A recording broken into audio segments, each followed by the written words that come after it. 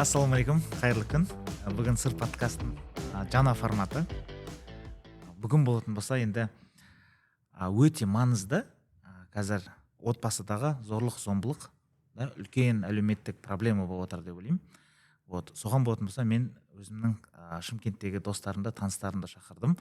Осы салада адамдармен жұмыс істеп жатыр да, психологиялық түрде осы теманы көтеріп, өзімізден бір қандай бір пайда бере аламыз.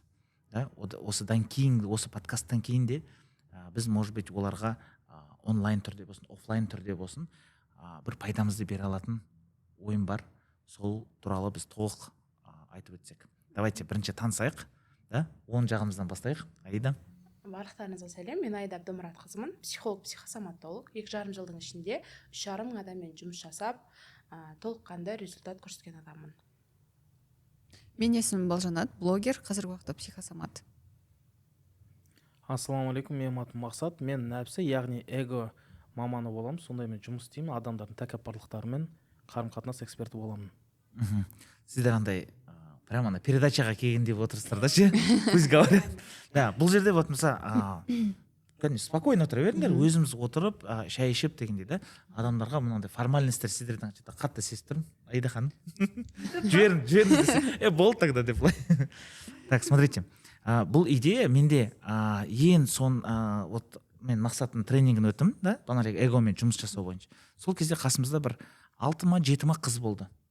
Ең қызығы солардың барлығы насилие в семье болған екен. Біреулердің там қабырғасы сынған, біреулердің енелері там тұншықтырған, біреулердің там сотрясение алған, біреусінде болатын болса ужасный случай, күйеуі әйелін ұрып қанын, получается, ваннада шомылдырған өзінің қанына. И сол адамдар спокойно жүрді. Мен ана адамдардың ондай проблемасы бар деп сырттан айтамаймыз. Сол кезден жүрегім ауырды, такой степени жылағым келді. Получается, бізде Шымкентте, Қазақстанда әрбір екінші әйелдің үйінде сондай нәрсе болып жатыр ғой.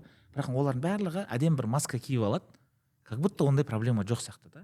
И өкінішке орай енді Салтанаттың қазіргі қайғылы оқиғасын барлығы біледі да. Ол болатын болса, елді осы теманы көтеруге, мен ойымша, үлкен бір түрткі болды да.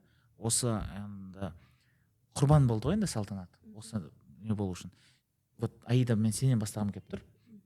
Не себептен осындай ситуация болып жатыр да? Әйелдер осындай, например, үйінде тайғыз жеп жатыр, грубо говоря, бірақ үндемей ешкімге айтпайды. Ең біріншісі бұл қорқыныш. Әр адамның бойында бізде қорқыныш болады. Қорқыныш бұл защитная реакция. Біздің кез келген әйел адам әлсіз жаратылыс болғаннан кейін бізге кішкентай кезімізден біз көріп өсеміз. Ең бірінші бұл нәрсеге әсер ететін фактор әке-шеше. Өйткені кішкентай кезімізде біз туылғаннан бастап біздің өміріміздегі ең алғашқы еркек ол кім? Ол папа. Егер біз әкеміз тараптан мамамызға жаңағыдай ұрған, соққан, немесе унижеткен, эмоционалды қысым, физический қысымды көрген отбасыдағы қыз осылай болу керек екен.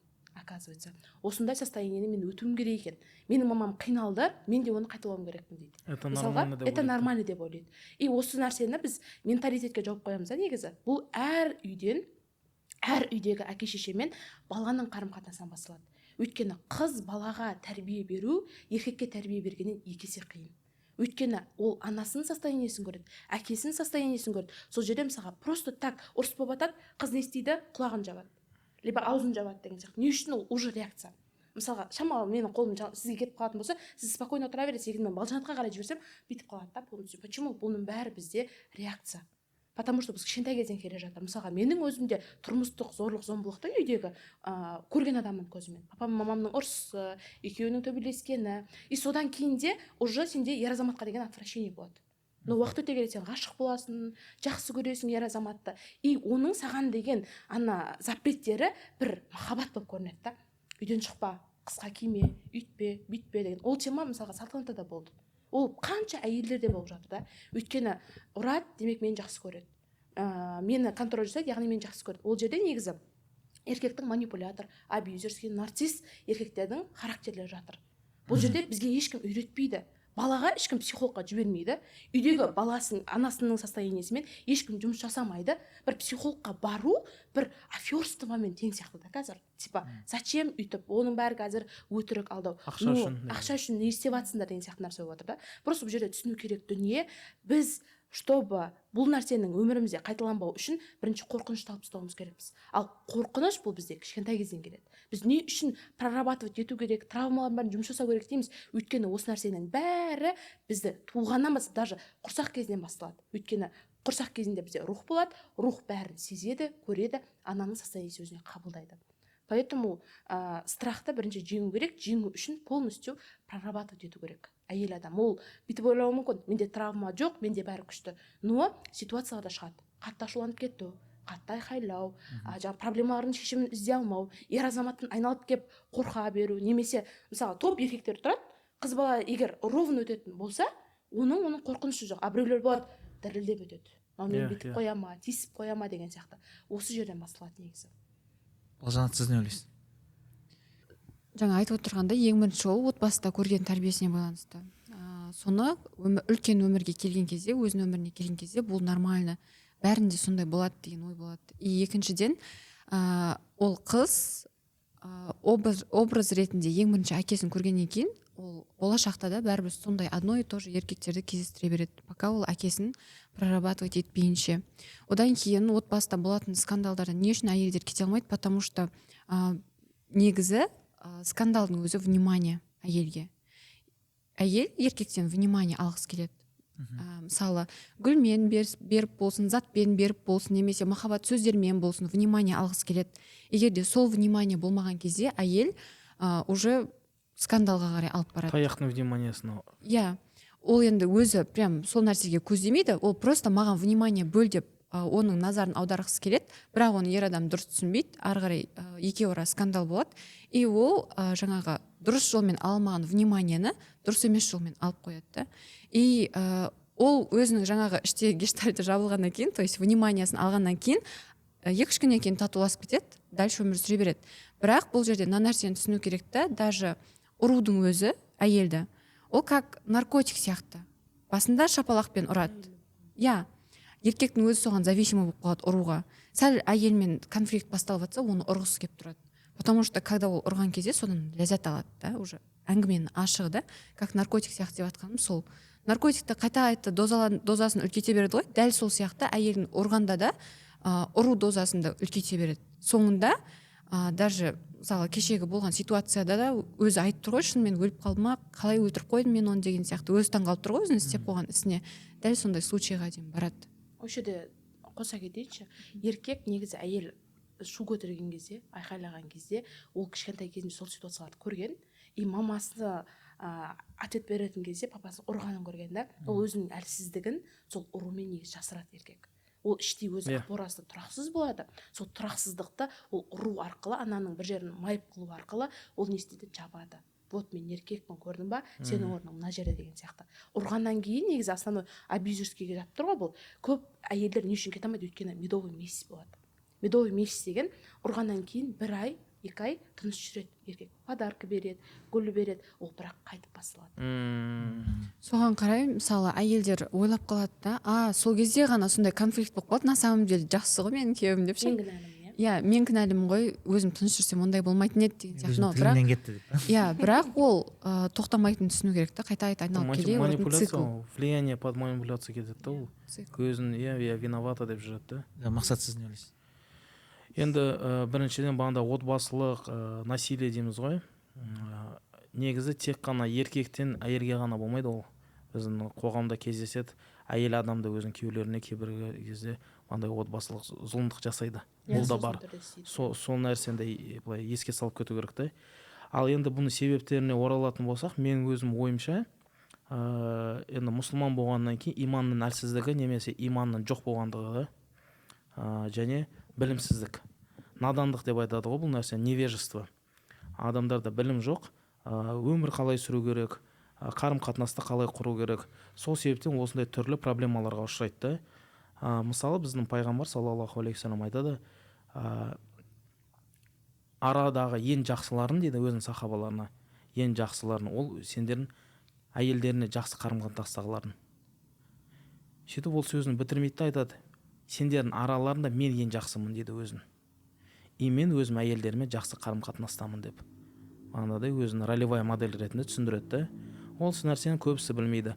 Бағанағы айтып жатыр қой, мен еркекпін, сен мен айтқанымды істеу керексің, контрольда болу керексің деп болады ғой. К сожалению, бағанағыдай көп адамдар, көп ер адамдар дінмен прикрываться етеді да. То есть дінде енді бар ғой, сол әйел адам үйде болу керек, еркекті тыңдау керек деген. Но адамдар бағанағыдай бұны қолданады да. Өзі может даже 5 уақыт намазын дұрыстап оқымайды, бағанағыдай Құранды білмейді, оқи алмайды, мешітке бармайды. Но бірақтан осы позицияда дінді қолданып кетеді да. Типа вот менікі дұрыс, сенікі дұрыс емес, сен мен тыңдау керексің дегендей да. Бұл үлкен проблема. Себебі адам в первую очередь өз-өзімен жұмыс істеу керек та. Өзінің эгосымен, өзінің нәпсісімен. Бұл жақта біздің айтып кететін негізі біздің эго тәрбиеленбеген, бізді үйретпеген ешкім эгомен жұмыс істеуге болатынын. Адам бұл эгоны менмін деп ойлайды да, соның ішіне бағанағыдай үлкен бассейнге кіргенде кіріп кетеді да. Сол эгосының ішінде ол мен осындаймын, мен өзгере алмаймын бағанағыдай. И өзінің қарым қатынасын бағанағыдай басқа адамдармен бұза береді. Тек қана ер адам мен әйелдің арасында емес, бұл кейбір кезде кездеседі. Әкелер балаларына осындай отбасылық зорлық зомбылық көрсетеді. Немесе үйдегі ағалар інілеріне, әпкелер сілнелеріне. Сол себептен бұл жерде бағандағыдай білімді көтеру керек, сана сезім халықтың, және де адамдарды эгомен жұмыс істеуге болатын қолжетімді бағандағыдай оңай жолдарын көрсету керек та адамдарға. Сол решаемый проблема деп ше. Қараңыздар да, тағы да мен көрермендерге айтып өтетін, бұл жерде біз өзіміздің жеке ойымызбен бөлісіп отырмыз да. Дұрыс па? Бұл жерде біз тура осылай жасаңдар, діни жақтан да айтып жатсың ғой да. Біз фетва беретін бір не емес, біз просто әшейін өзіміздің көзқарасымызды айтып жатырмыз. Мен Макстаған сұрағым бар. Вот бағаналекеде иман деп айтып жатсың ғой, дұрыс па? Сонымен прикрываться етеді, сол нәрсені өзінің пайдасына қолданады деп та. Өте көп байқаймын да. Қазір болатын болса сондай былай сыртынан қарасаң өте иманды жігіттер, аузынан ала түспейді. Бірақтан артынан ашып қалсаң, вот сондай әйелін ұру бүйту дейтін мәселелер жаман қатты көп көтеріліп жатыр да. Вот соны, например, адамдар қалай білсе болады, или, например, қыздар ғой енді бұл жақта да. То есть, например, барлығында біз айтады, иманды осындай жігіт болсын дейтін. Иманды деген сөз бізде намаз оқыды деген, намаз оқиды дейтін понятие бар ғой негізінде. Вот негізінде иманды көтеру мен соны қалай түсінуге болады? То есть қыз да, иманды жігітті қалай тыңдауға болады? Енді тек қана қыз жігітті емес, жігітті қызды деп не қылайық. Жалпы жар таңдауға келетін болсақ, бағандағыдай егер сен имандыны іздеп жатсың, сен өзің иманды болу керексің да. Бағандағыдай біз имандылықты бағандай поверхността түсінеміз. Адам деген дін жағынан өзінің сәл хотя бы базовый білімдері болу керек та. Тек қана фатиха мен ықыласты білем, сонымен шектелмей, жалпы діннің не екенді, кім арқылы келді, қандай адам болған, пайғамбар саллаллаху алейхи вассалам сирасын оқып, жизнь описаниеда, биографиясында қандай адам болған, ол қандай адамдармен қарым қатынас құрған, қанша бағанда әйелі болған, бала шағасы, ол қандай әке болған, қандай күйеу болған деген деді. Бұл нәрселердің көбісін білмейді ғой адамдар. Ең басты, бұдан да басты мәселе, Аллах тағаланың кім екенін білмейді көбісі адамдар. 5 уақыт намаз оқу мүмкін, бірақ та Аллах тағала туралы білім жоқ. Ал егер адам Аллах тағала сәл туралы хотя білім алатын болса, ол көреді, ол сондай мейірімді, рахым, рахим, кешірімді екенін. Сол сипаттар адамда бойында бар да. И ол Аллахтан таныған сайын адам өз-өзін таниды. Ал өз-өзін танығаннан кейін ол уже басқа адамдармен қарым-қатынас жасауы тіпті оңай болып шығады да оған. А бұл не Алланы білмейді, не өзін танымайды. Конечно, адам таңдай алмайды да ол. Көре алмайды да ол нәрселерді. Значит, получается, иманды жігіт таңдау үшін или қызды таңдау үшін сен бірінші өзіңді иманды. Тең-теңімен деген нәрсе осы жерде ғой негізі. Вот қараңыздар да, енді мен көп қыздармен тоже жұмыс жасаймын ғой. Солардың сұраған кезде маған экономикалық тәуелдік деді да. То есть мен күйеуімнен, например, 4 бала шағам бар. Мен қазір күйеуімнен кететін болсам, мен бала шағаны бағамаймын. Сол да бір, оказывается, бір үлкен фактор екен. даже сондай абьюзерский отношение да абьюзерский дейтін негізінде қалай түсіндіруге болады, может абьюзер дейтін сөзді? Абьюз деген бұл жалпы эмоционалды, физикалық тұрғыда қысым көрсететін, но қысым көрсетіп жатып сені кінәлі ететін адам. Осы абьюз. Манипулятор бар, сенің іс әрекетіңе, то что ол саған неуважениемен танытады, бірақ сол сен неуважениені ол саған нападение көрсетеді да. То что вот сен маған үйстің, осыдан кейін мен осындай болдым. Манипулятордың состояниесі осы. Еркекте негізі, әйелде де еркекте де үш мысалға бізде характер болады. Жаңағы абьюзерлік сипат болады, екіншісі жаңағы манипулятор сипат болады, и нарцисс сипат болады. Нарцисс сипат бұл өзің ғана жақсы көретін, өзің ғана адам ретінде есептейтін, но айналасының бәрін сендер маған бағынышты болуларың керексіңдер. Былайша айтқанда ойыншық ретінде көреді да. Мысалға әйел ол үшін ойыншық, бала ол үшін ойыншық, барлығы оған бағыну керек. Мысалға ше, вот сондай сипатта болады да. Абьюзер деген жалпы сол. Баналик, қазір әйелдер қаншалықты өздері табыс табу керек? Экономикалық тәуелділік. Негізі ең бірінші бұл жерде түсіну керек дүние, бізде почти 50% әйелдер Қазақстандағы 18 жасында тұрмысқа шығады, 17 жасында тұрмысқа шығады. Основной біздің оңтүстікте ғой негізі. 18-інде, 17 жасында, 20 жасында кетіп қалады да. Ол кезде бізде енді табыс табу енді қалыптасып жатқан уақыт. Универді бітіріп жатамыз, немесе универге түсіп жатамыз. Сол кезде бізге күйеуіміз ақша беріп бастайды, Күйеуіміз ақша беріп бастаған уақытта күйеуі айтады, міне менсіз сен ештеңе істей алмайсың. Ол абьюзерлік тұрғыда, манипуляторлық тұрғыда ол әр ақша берген сайын сенің неспособная екеніңді бетіңе баса береді.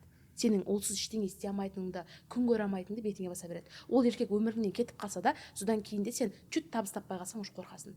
Ашығып кетуге, бұл уже эмоциональный голод болып есептеледі. Адамда бірінші эмоциональный голод болады, ол бірінші внутренний ашығады, одан кейін барып оның өмірінде жаңағыдай физикалық тұрғыда аштық келеді. Сол үшін де бұл жерде түсіну керек дүние, әйел азаматтары, бұл жерде тұрмысқа шыққандар бар, тұрмысқа шықпағандар бар, ажырасқандар бар, барлықтарыңызға айтқым келетін дүние, өздеріңізбен психологиялық тұрғыда мимен, жүрекпен жұмыс істеңіздер. Бұл жерде сен 4 жұмыс істесең де ризық саған дарымауы мүмкін. 5 жұмыс істесең де сен өзіңнің неспособный сезінуің мүмкін. Бұл жерде ер азаматпен қарым-қатынас құрғанда да адамда білім болу керек. Енді табысқа келетін болсақ, ризық Алланікі. Біз әрекет жасайтын болсақ, Аллах Тағала ризық береді. И көп әйелдердің ошибкасы мынау: 2 бала шағасы бар, 1 бала шағасы бар, 4 бала шағасы бар әйелдер, мен жұмыс істемей жатырмын, өйткені мен 4 балам бар дейді. Мен байымай жатырмын, мен 4 балам бар дейді. Негізі оны былай ауыстыруға болады. Біздің жаңағыдай позитивкеге ауыстыруға болады. Яғни менің 4 бала шағам бар, Аллах менің ризық несібемді сама собой береді. Менің 2 бала шағам бар, біз аштан қамаймыз. Осылардың берекесін маған береді деп өздеріне установка қоятын болса, олар ер азаматсыз да, мысалы ажырасқандарға айтайықшы, стабильно, самостоятельно не істей береді, ақша тауып береді. Байқайтын болсаңыздар, көп әйелдер, мен бұл жерде ажырасуды насихаттамаймын, но көбісіне не үшін оянады? Бала шағасы үшін оянады. Өйткені бала шағамды өсіруім керекпін, жетілдіруім керекпін деп өздеріне қарап бастайды, ақша тауып бастайды. Сондықтан да эмоциональный голодты бірінші алып тастау керек. Оны алып тастаудың ең күшті жолы Алламен қарым-қатынасты дұрыстау керек. Потом психологиялық тұрғыда өзінің ішінде ашу, ыза, қорқыныш, ұялу, кінәлі сезіну деген сезімдер бар бізде. Сол сезімдермен жұмыс істеу керек.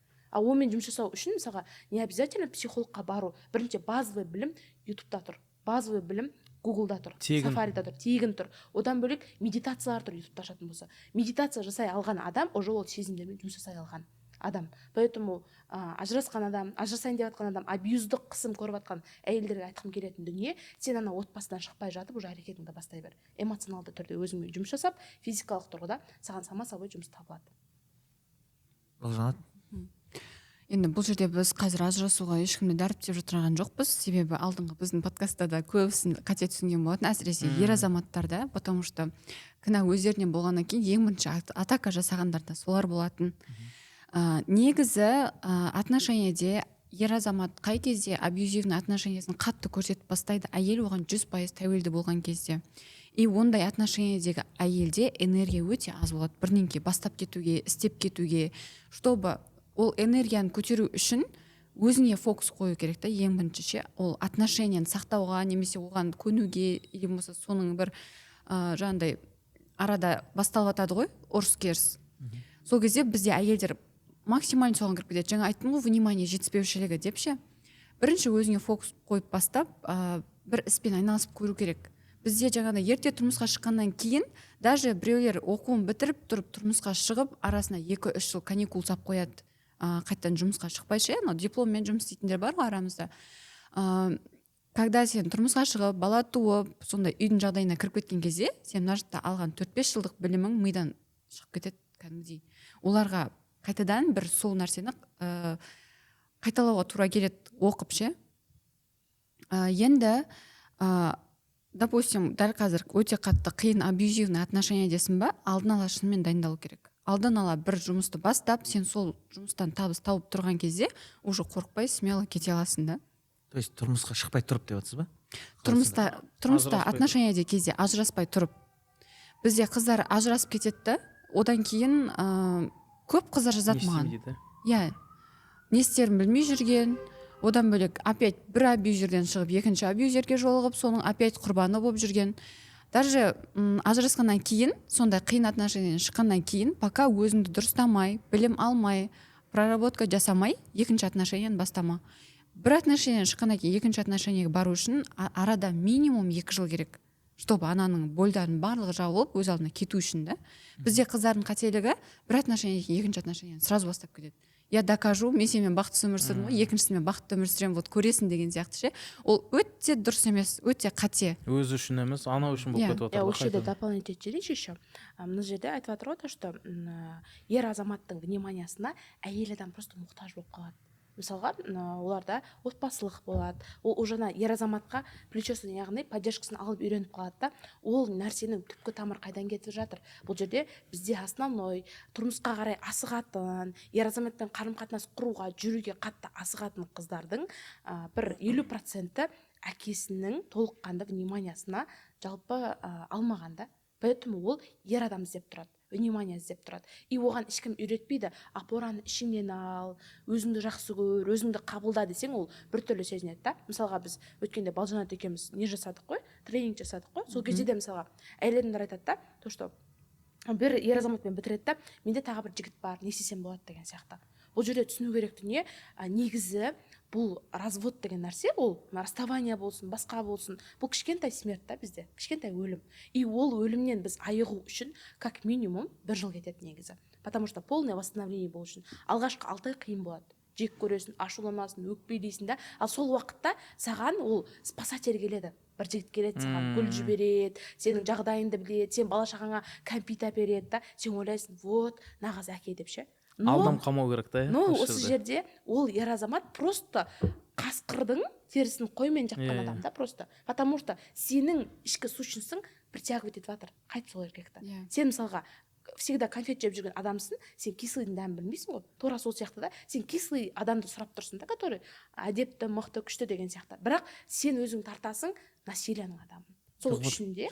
Қалай деймін да, мен де көп көремін да.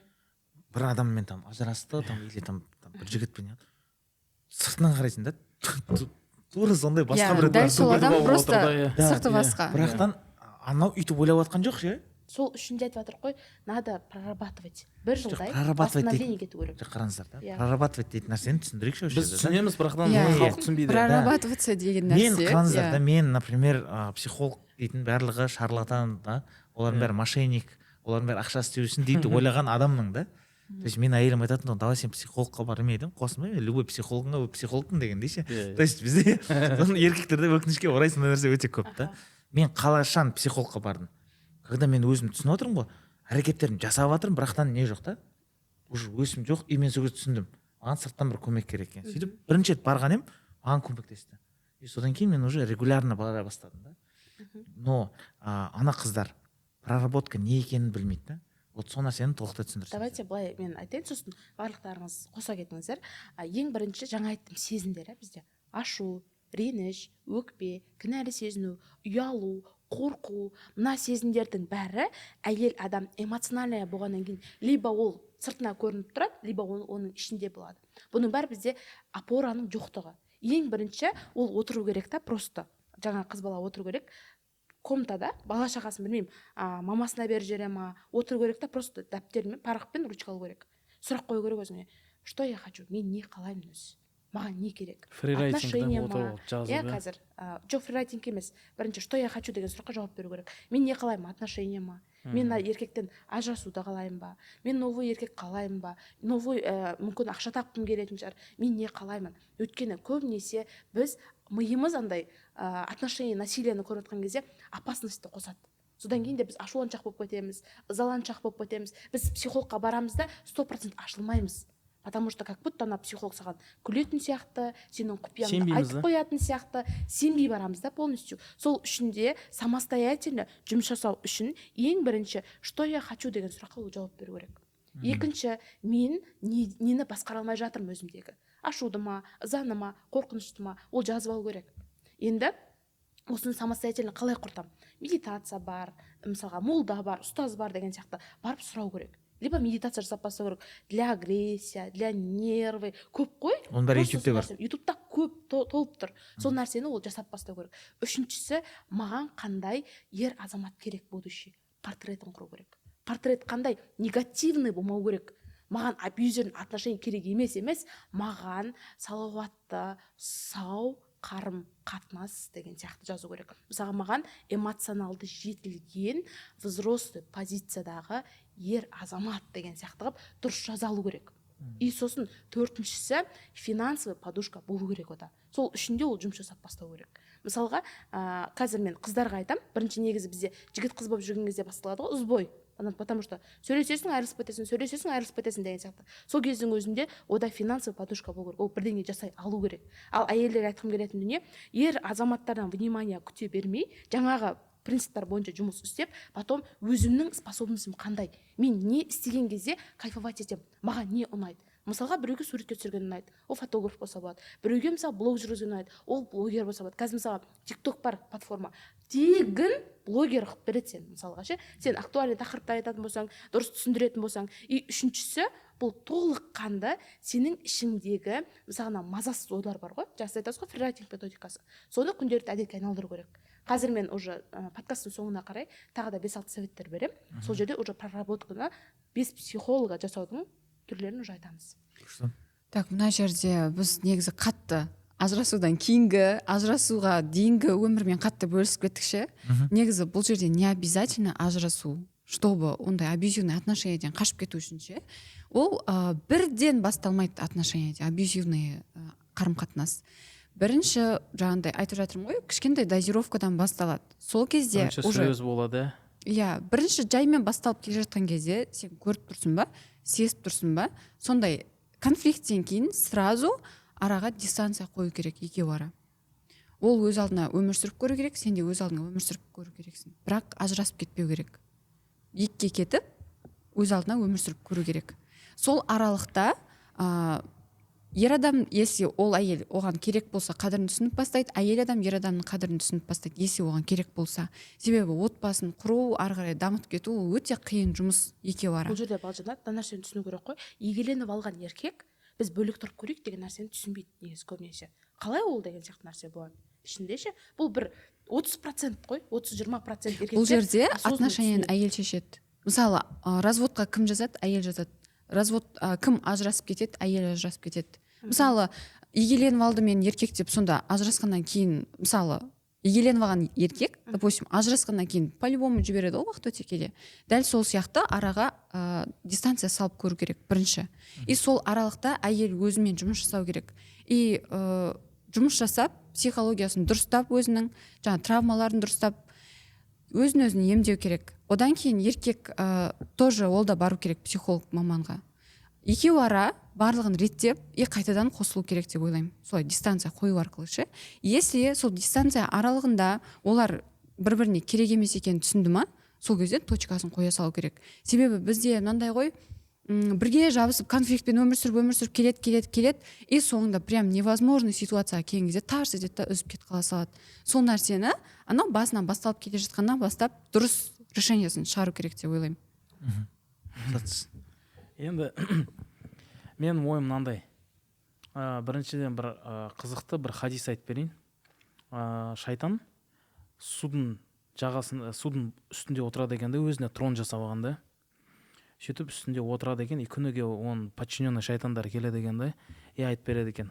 мен бүгін пәленшені ұрлатқыздырдым, біреу пәленшені зина жасатқыздырдым, ұрысқыздырдым дегенде де сол кезде әркез сөйтіп шайтандар келген кезде бұған айтады екен, ладно, ол тәубесіне келеді дегенде жібереді екен, иди дальше работай дегенде де сөйтіп бір шайтан келіп айтады, мен мыналарды ажырастырдым деген кезде о молодец деп өзінің акасы тәжісін шешіп оның басына кигізіп өзінің тронына уақытша отырғызуға рұқсат береді екен да.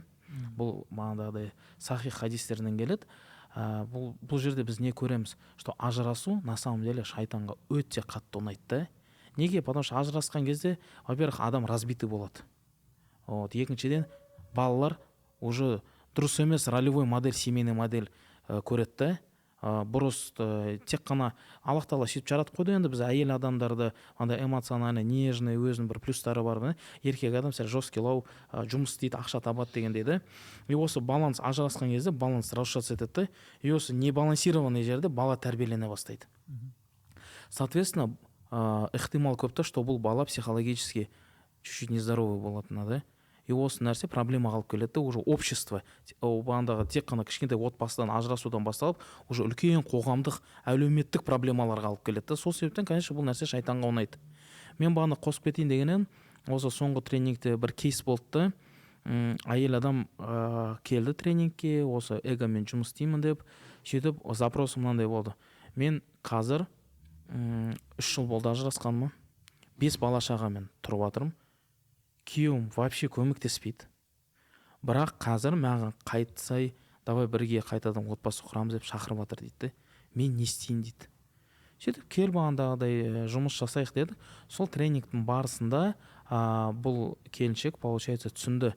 Не себептен ол өзінің бағандағы бывший күйеуіне қайтқысы келіп жүргенін. Оказывается, осы бағандағыдай материалдық жағдай болып тұр.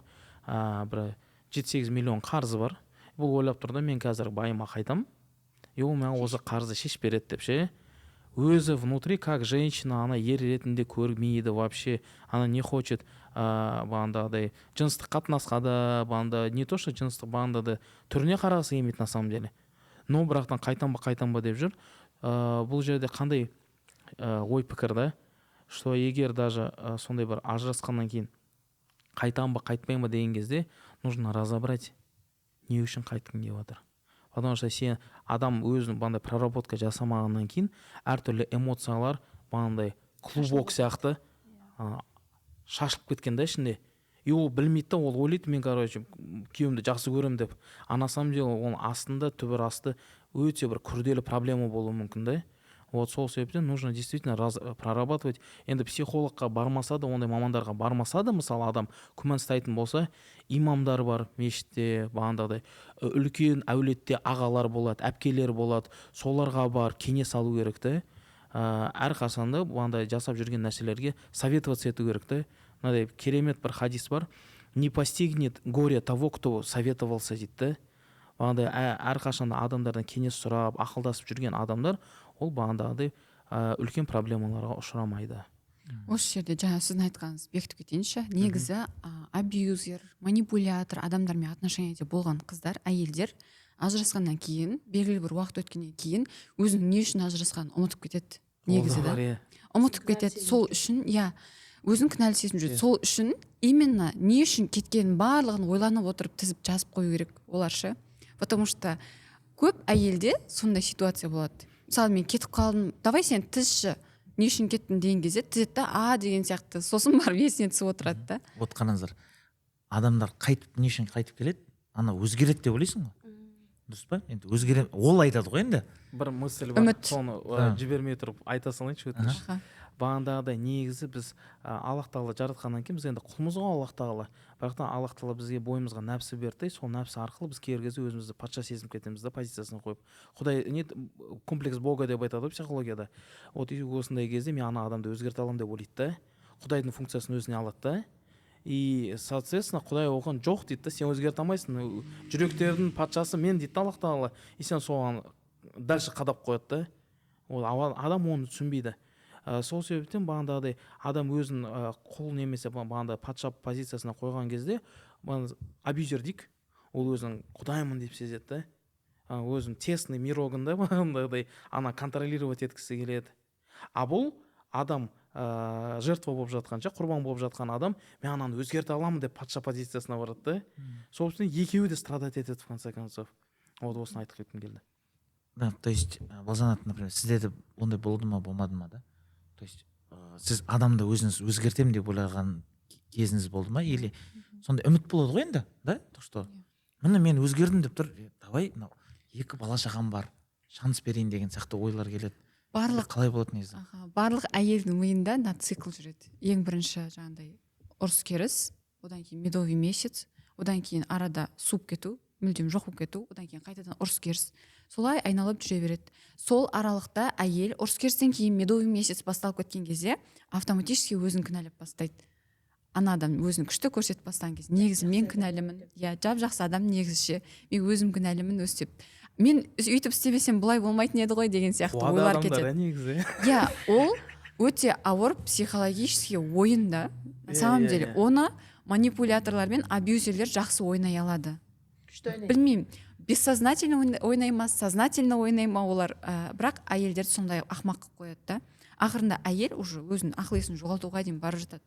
Менде де басында болды, спасатель болып, жоқ бұл өзгереді, мен өзім кінәлімін деген сияқты. Вот қатты конфликттен кейін, прям травмированный конфликттен кейін наштан күшті бір сыйлық әкеліп беріп, асты үстіне түсіп біраз уақыт жүреді, 2-3 апта.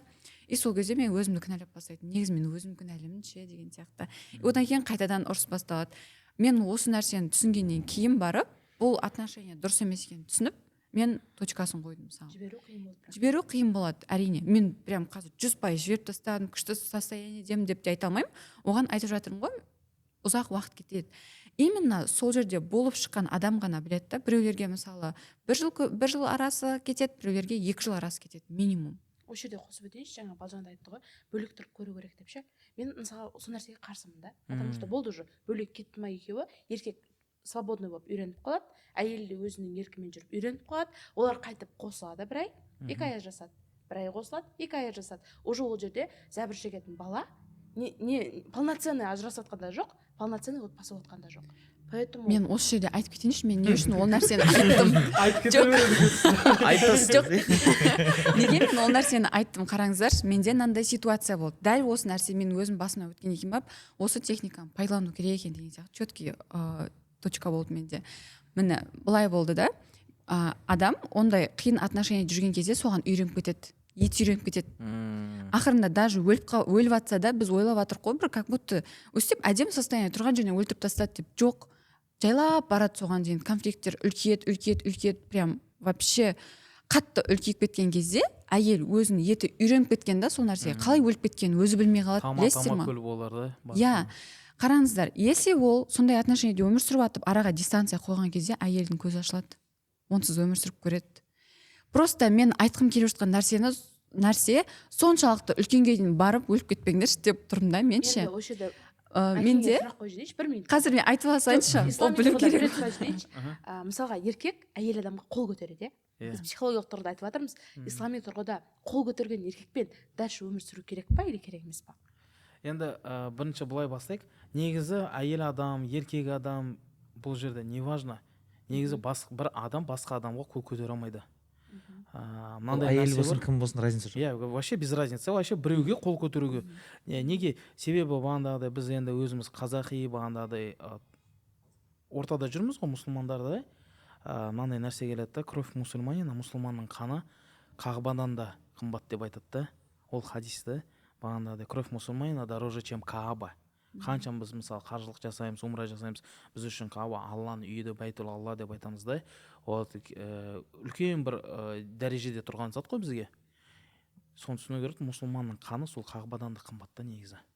Честь и кровь мусульманина андай ғой, ең басты, ең қымбат капиталды біздің өміріміздегі.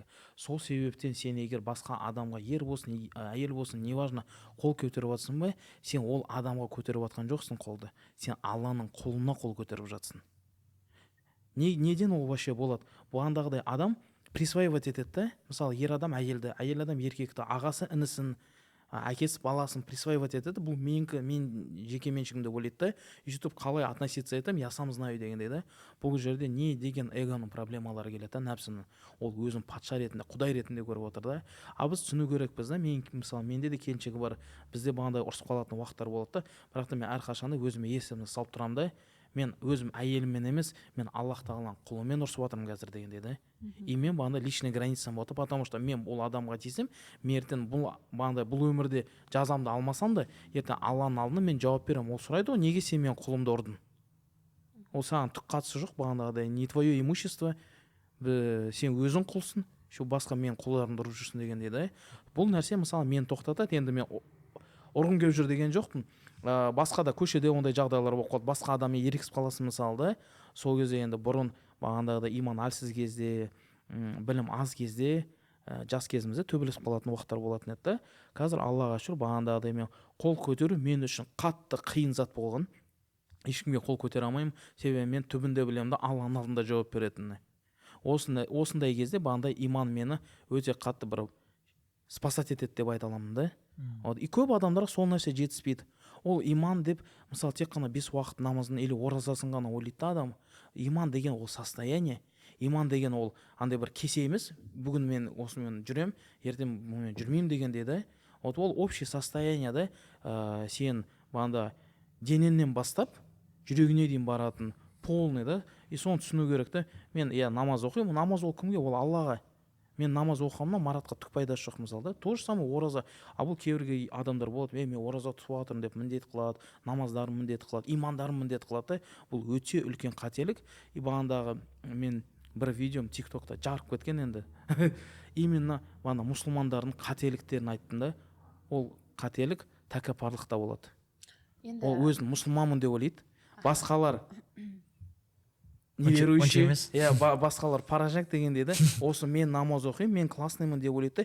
И осы жерде адам қалай өзі шайтанның бауына байланғанын түсінбей қалады да. Типа, я намаз считаю, я такой классный, эти все неправильные, я их всех научу деген позиция кіреді да. Тура солай адам отбасыда да істейді да. Енді жаңағында қол көтерді ер азамат. Әйел адам қандай реакция беру керек? Қол көтеру туралы негізінде не айта аласыз? Негізі бағандағыдай айтып кету керек. Аллах тағала Құранда негізі айтады, егер әйелін тыңдамаса, бағандағыдай қысқа нұсқада түсіндірейін, побивайте их дейді да, ұруға рұқсат берілген да, бірақ ол ұруды мүлдем дұрыс емес түсінеді. Жоқ, сразу ұруға өту керек па негізі қалай? Жоқ, негізі ол ұруға дейін әлі алдында 1-2 этаптан өту керек та. Сөйлемей қою, бағандағыдай төсекке жатпау бірге, сөйтіп бірінші солай топтардан өту керек. И то ұрғанда оны хадистерде келеді. Мисвак деген зат бар ғой, тіс тазалайтын. Мынандай кішкентай зубочистка сияқты да. Сонымен бағандағыдай былай әшейін тию керек дейді да. Бағандай біреудің қабырғасын ұрып, соғып, жамбастарынан теуіп, басынан ұру деген жоқ, ол нәрсе ислам. Оны былай қарау керек та, пайғамбар саллаллаху алейхи істеген ба? Істемеген ғой. Ол даже адам представить не может, что пайғамбар саллаллаху алейхи біреуді ұрды деген да, әйелін тем более да, или бала шағасын істемеген ғой. Біз соны ролевой модель ретінде көру керекпіз да. Тек қана мен намаз оқимын, мен такой классный емес. Пайғамбар істеді ма, істемеді ма? Істемесе сен де істеме. Болды да. Пайғамбар саллаллаху алейхи ешкімді ұрмаған, тіпті бір сахаба болған, 15 па 20 жылдай жанда жүрген. Андай как секретарь ретінде ше, көп нәрсе жазды бағандағыдай. И пайғамбар саллаллаху алейхи вассалам өлгеннен кейін, қайтыс болғаннан кейін, бұл сахаба былай айтқан ғой. За эти годы дегенде, меня посланник Аллаха саллаллаху алейхи вассалам не раз не упрекнул деген. Вы представляете, не раз не упрекнул, сенікі анау дұрыс емес, претензия айтпағанда, не то что ұрып соғу деген дейді.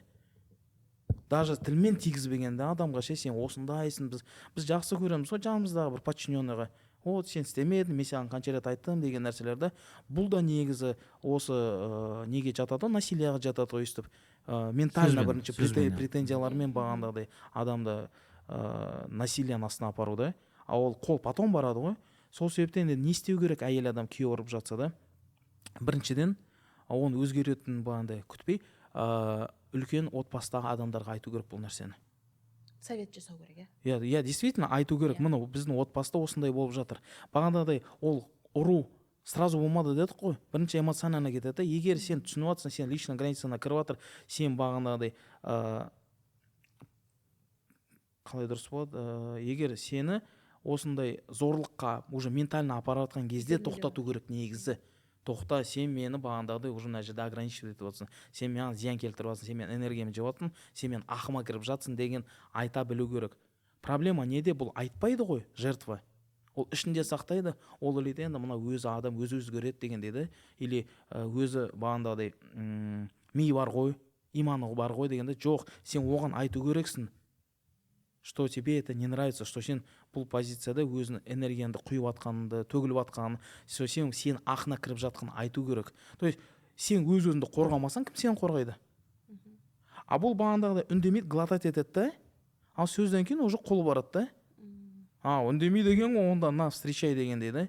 Вот. И бұл одан кейін де үндемесе проблема да. То есть бұны үндемеу емес, шығару керек ортаға. Действительно ата-ана бар, үлкен ағалар, әпкелері болады да, соларға айту керек, осындай жағдай болды. Совет сұрау керек. Мақсат, мен Балжанаттың ақысына кіріп кеттім. Балжанат аяқтасыншы жаңа ақысы. Мен бір нәрсе айтайыншы сосын. бұл жерде соны сізден кейін. бұл жерде мынандай ғой, жаңа араға не салады ғой, уақыт салады ғой. Ол уақыт 3 айдан кейін болмау керек та, дистанцияға салған уақыт. Сол аралықта әйелдің көзі ашылады да, и ол қайтадан сол отношениеге кірген кезде уже көріп тұрады қай жерде ошибка болған, ол адам на самом деле қандай екенін да. И сол 3 ай аралықта бір-бірімен мүлдем сөйлеспеу керек. Мысалы мен өзім солай жасадым негізі да. Мен дистанция жасайық деп айтқанды түсінбеді, ақырында мен просто так жиналдым да кетіп қалдым. И біздің арамызда 4 ай уақыт өтті, и 4 айдан кейін біз қайтадан давайте көрейік деген сияқты көрдік қой енді отношенияны қайттан. Сол кезде уже мен түсіндім да, полностью көзім ашық болып тұрды ол кезде. Розовый очки сол аралықта шешіледі да, потому что сен мына жақтың өмірдің дәмін көресің. Бұл бағандағыдай Балжан на своем опыте айтып жатыр ғой, насчет перерыва в отношениях. Мен өзім опытым бойынша айтып жатырмын. И дұрыс емес екенін түсініп, ол отношение өзгермейтінін түсініп адамның, и мен бәрін тоқтаттым. Бұл жерде тағы әйелдерге айтатын мынандай ғой, түсінбейді да бұларшы, иманның төменділігі біріншіден, екіншіден жаңа спасатель, Құдайдың рөліне кіріп алу. Жоқ, бұл өзгереді деп. Өзгермейтінін түсіну үшін өзгертем дейді ғой ол. Өзгертем дейді. Өзгермейтінін түсіну үшін араға сол уақыт салып қайтадан көру керек деп ойлаймын. Сол кезде ол өзгермейтініне 100% көз жеткеннен кейін тоқтайды. Қатты ары қарай кетіп қалмайды да, денсаулыққа зиян кетіп, или болмаса мүгедек болып қалатын әйелдер де бар ғой, даже сондай абьюзивный отношениеден өліп кету былай тұрсын да. Мына жерде мен сендерге бір ақыл айтайын десем. Так, енді все-таки мен 19 жыл екен да, біз отношениеде әйелімізбен болғанда. И мен ерте үйлендім да. 21-22 жасында едім. Екеуміз қиған кезде ше. Оған дейін енді қыз жігіт болып араластық. И бөпеміз да. Ол вообще бөпе. Екеуміз де розовый очкиді киіп алғанбыз, махаббат деп басып жүрміз ғой, короче. И сосын үйленіп кетеміз, да? Үйленгеннен кейін үйге келесің ғой. Үйге келгеннен кейін сен әлі өзің жеке тұлға ретінде қалыптаспағансың. Семья болуды білмейміз. Сөйтемін дағыны мен не істеймін? Әркімнен тыңдаймын ғой. Короче, мына жақта досың айтады, әке-шешең айтады, короче, әйелің бүйтпеу керек. Мен әйеліме полный жұмыс жасауды рұқсат бермей қойдым. Да? Енді қазір сендер мына агрессор бір нәрсе деп ше. Мен айтқам, жұмыс істейсің, либо ажырасасың. Короче, работа или я дегендей ше. Ол менің нем болған жоқ, маған айтты да. Вот солай болу керек деді. Иә. Ол сені таңдау керек дегендей ше. Хорошо, ол жұмысын құрбан етті. И мен таңдады. Сосын болатын болса, ары қарай жүре береміз. Личный граница деп жатсың ғой. Ол личный граница. Ол кезде әлі интернет жақсы дамыған кез ше. Оны да білмейміз да. Получается, енді даже, условно говоря, спальныйге адамдарды кіргізбеу керек дейтін нәрсені де білмейміз. То есть бізде границалар до такой степени, короче, да, барлығы кіріп кете береді да. Барлығы келіп саған ақыл үйретіп кете береді ғой. И уже мен қараймын, мен әйелімде көзінде өті сөніп жатыр да. Нұры сөніп жатыр. Иә. Нұры, и сол нәрсені көрген кезде мен жүрегім ауыра бастады. То есть мен түсіндім ше, мен мына әйелді жоғалтып жатырмын дегенде да. Не істесем болды, бірақ уже бүлдіретін нәрсені бәрін бүлдіріп қойғам да. Уже ол 10 жыл үйде отыр да. 10 жыл үйде отыр, декреттен дегендей. И мен сол кезде ойладым, мен бірінші қандай қадам жасадым? Мен әйелімнен кешірім сұрадым. И айттым, бұл кезде сенің эгоңды өтпегем. Сол кезде приблизительно біледі екенмін ғой. Мен айттым, мен вообще ризамын дедім саған, то что сен сол нәрселердің бәрін шыдадың. Да, вот мен қандай болдым дегенде. мен болатын болсам екеуміздің арамыздағы махаббатты қайтарғым келіп тұр. Бірақ мен ол үшін не жасау керек екенін де білмеймін дедім. Мен бірінші гуглға жаздым, как вернуть любовь своей жены дейтін. Сондай ютубте видеолар көре бастадым да. То есть оказывается баналиде внимание, эмоция ғой. Сол нәрселерді мен бере бастаған кезде әйелім жайлап өзгере бастады. Сосын мен еркек ретінде басқалардан қорғай бастадым әйелімді. Короче, мен әйеліммен амандар. Претензияларың бар ма? Иә. Даже әке шешеңмен. Мен айттым, ақша анау мынау мәселе маған келіңдер. Мен вообще әйеліме претензия айтпаңдар. Получается, мен алдында болдым, барлық жақсы нәрсені біз қандай ұлдарға, ой, молодец, Марат, сен сондайсың ғой, жұмыс істеп жатсың, бүйтіп жатсың дегенде ше, претензия минустардың барлығын сол еститін болған да. Сосын болатын болса мен айттым, короче, осы нәрселердің бәрін маған айтыңдар, транслируйте всю негатив, если что, через меня, мен өзім шешем масақ, біз өзіміз не аламыз. И солардың барлығын мен әке шешеме айтқан кезде олар да, оказывается, нормально воспринимать етеді екен. Сол кезде мен түсіндім да, мен екен ғой, оказывается, айтпаған, бүйтпеген. Мен ойлайтын тұғым ғой, қазір мен ол нәрсені айтатын болсам, олар мен типа андай әйелінің сөзін сөйлеп кетті. Ол ситуация болды. На самом деле сөйтіп айтты, сен әйелің өзгерді, сен қалай сен 10 жыл бойы бүйтіп жүрдің, енді сен мынандай әңгіме айтып жатсың дегендей ғой. Сол кезде айтты, мен на самом деле мен ішімнен болды, бірақ мен де қорықтым ше. Да? Өйткені сен әке шешеңді ренжіткің келмейді ғой енді, ең жақын адамдар. Бірақтан бұл менің қалауым, мен осылай өмір сүргім келеді, менің өзім жеке өмірім болғым келеді, да? Сіздер бүйтіңіздер, сөйтіңіздер. И біз болмасақ банально личный границаны 10 жылдан кейін сізде бастадық.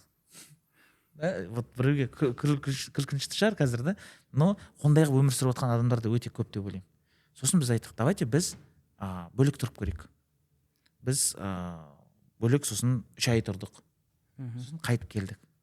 Бізде сол кезде банально сен айтып жатсың ғой, бұл жерде енді тек қана әйел мен күйеу емес, әке шешемен тұратындар көп қой, ата-енемен. Ол жерде де үйрену керек та. Сен әйел боласың, жаман басқа бір отбасыға келесің ғой. Күйеумен бірге тұрып үйрену керексің. Содан кейін еще сен оның әке шешесімен, оның еще інілері болуы мүмкін. Менде ондай проблема болмады. Жалғыз бір адамға тұрмысқа шықпайсың деген нәрсе бар ғой бізде. Иә. Әулетте деп. И солардың барлығын біз выстраивать еткен кезде, Құдайға шүкір да, сол кезде отношение күшті жақсарды. Вот маған сол нәрсенің бәрін айтады, но шамалы басында қиындықтар болады да. Қиындықтар болады.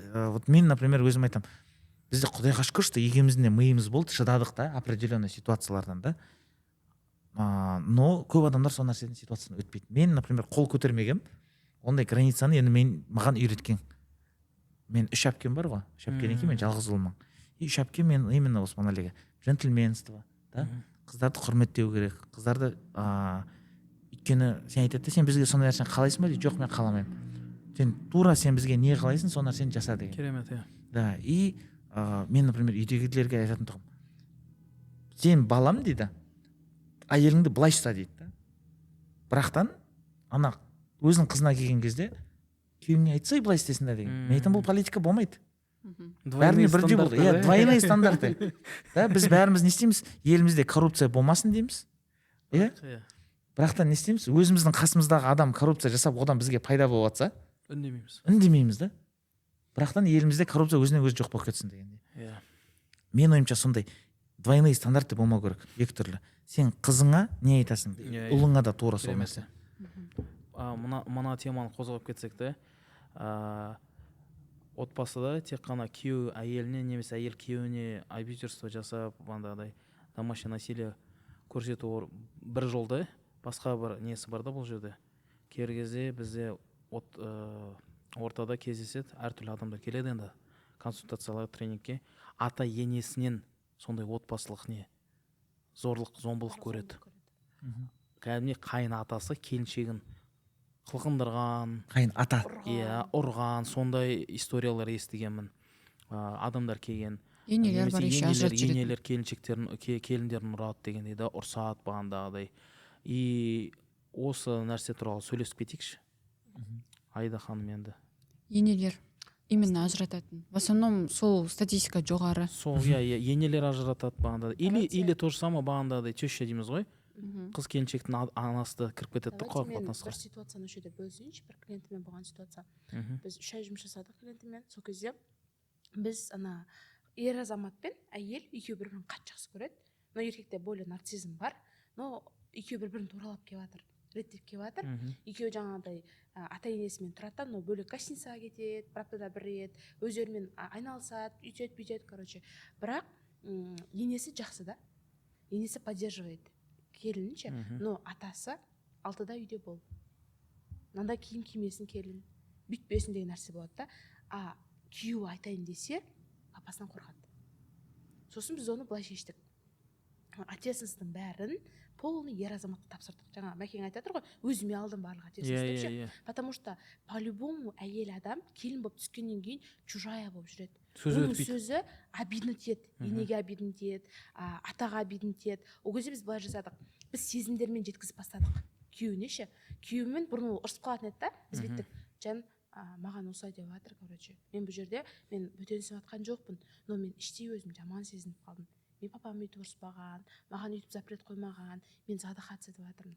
Мен оларды сыйлаймын, мен оларды көремін, бірақ мен бұлайынан дашы бұндай қызымды алғым келмейді, түсініп тұрсың ба деп түсіндіреді сезімменше. И бала барады да әкесімен жай сөйлесіп бастайды. Папа, мен жасым 27-де ересекпін, 28-де ересекпін. Давай мен өзімнің әйелімді, өзімнің баламды өзім не істесем, бұрсам, тура солай жасасам дейді да. И сөйтіп солайынан әйел адам сезіммен жеткізіп бастады еркекке, еркек әкесіне сезіммен жеткізіп бастады, и уже ана үйде полный семья өзгерді да. Бұл жерде жаңағыдай Балжан айтып жатыр ғой, әйелге байланысты, әйелге байланысты. Біз әйелдердің ошибкасы қандай?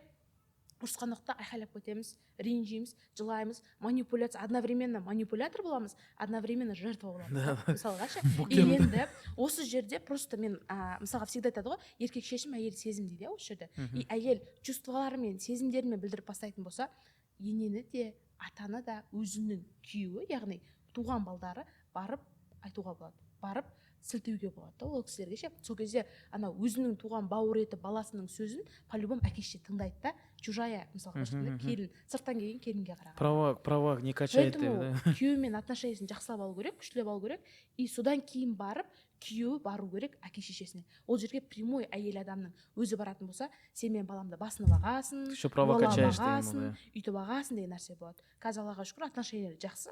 И қазір енді бала уже әйелін бөлек алып кетейін деп жатыр. Жалғыз бала үйінде бірақ бөлек алып кетейін. Потому что ответственностьті былай жеткіздім да мен оған. Ответственность алып көрейік, өмір сүріп көрейік. Біз кетіп қалмаймыз ғой 100%. Келеміз қайтадан деген сияқты. И ол 3 ай тұрып көреді, 6 ай тұрып көреді, 1 жыл тұрып көреді. По-любому қайтып келген уақытта уже олардың отношениесі крепкий болады да уже. Мен енді 100% солай жасадым өзімде. Да? Мына нәрсені де айтып кетіңізші, қазір хит қой. Барлық келіндердің қоятын сұрақтары да. Бізде бір келіншектер бар да, күйеуге бір-бірімен отношениясы жақсы, енесінен тығылып кездеседі, енесінен тығылып өмір сүреді екеуі ше. Бірақ ажырасуына себепкер ене, потому что енеге келін ұнамаған. Бірақ екеуі бір-бірін жақсы көреді. Осы жерде мынандай нәрсе болады. Негізі көп келіндердің ошибкасы басында мама ретінде келеді, но бір-екі ситуациядан кейін ренжіп қалады. Бұл жерден былай аламыз да, мысалға менің мамам мені мысалға арасында ұрсуы мүмкін, бүйтіп шымшып алуы мүмкін да, мен ол кісіге ренжімеймін негізі. Потому что ол менің анам. Ал енді оны менің енем істейтін болса, вопросительно. Почему ол мені шымшиды? Почему ол мені ұрады? Деген нәрсе болады да. Просто бізде андай нәрсе болады. Басында андай фанатить етіп келеміз ол семьяға, но қорлық көріп бастаймыз ғой, сөзбен, іспен да. Но біз не істеп бастаймыз уже бөлек екенімізді көрсетіп бастаймыз уже. Я чужая. Сіз неге маған үйтесіз деген нәрсе кетеді уже.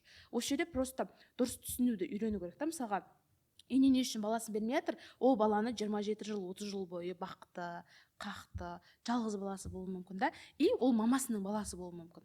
Прямой мағынада мамасының баласы болуы мүмкін. Сол жерде баласын как будто бір анау қыз басын айналдырып алған сияқты, байлығына тиген сияқты. Ревность, нездоровая ревность. Нездоровая ревность болады. И ана ене неосознанно түрде әйел болып кетеді өзінің баласына ше. Ондай кезде біз күйеуімізді возрастить еткізуіміз керекпіз. Потому что ол жерде енеге біз қазір нападение жасағаннан пайда жоқ. Мысалға как будто бір қалқан қойып қояды да, оқ атасың ғой, тимейді анау ше. Ол қалқан негізгі оқ ол сенің жаныңдағы күйеуіңде тұр да полностью. Поэтому күйеуіңе жай жеткізіп бастау керек тағы да. Үйтіп тығылып кездеспей, күйеуің айту керек: мама, біз кетіп бара жатырмыз. бүйтіп демалып кетейін деп жатырмық, бүйтейін деп жатырмық деп ашық айту керек. Еркектер смелость жетіспей ма, оны сезімдермен жеткізіп психологқа апару керек, имамдарға апару керек, чтобы ананы реттеуге болады. Сен оны жақсы көріп тұрсың ба, уже кеткің келмей ма, ана үйде полный өскің келе ма, ары қарай еркегің негізі саған қысым не көрсетпей ма, бір-бірлерін жақсы көресіңдер ма, онда бару түзету керек. осы жерде эго, Общий враг деген нәрсе бар да. эго типа ол маған ешкім емес, жоқ мен оны бәрібір жек көремін деп. Мен осы нәрсені түсіндірген кезде именно сөйтіп айтқан оқырмандарым болды, жоқ мен оны жек көремін деп. Просто осы жерде түсіну керек дүние, ене де өзінің баласына жақсылық тілейді.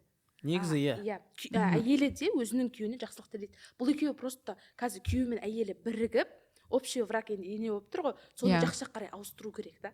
Тура сол сияқты біреулер болады, енесі мен әйел жақсы болып тұрады да, бірақ күйеуі жүреді.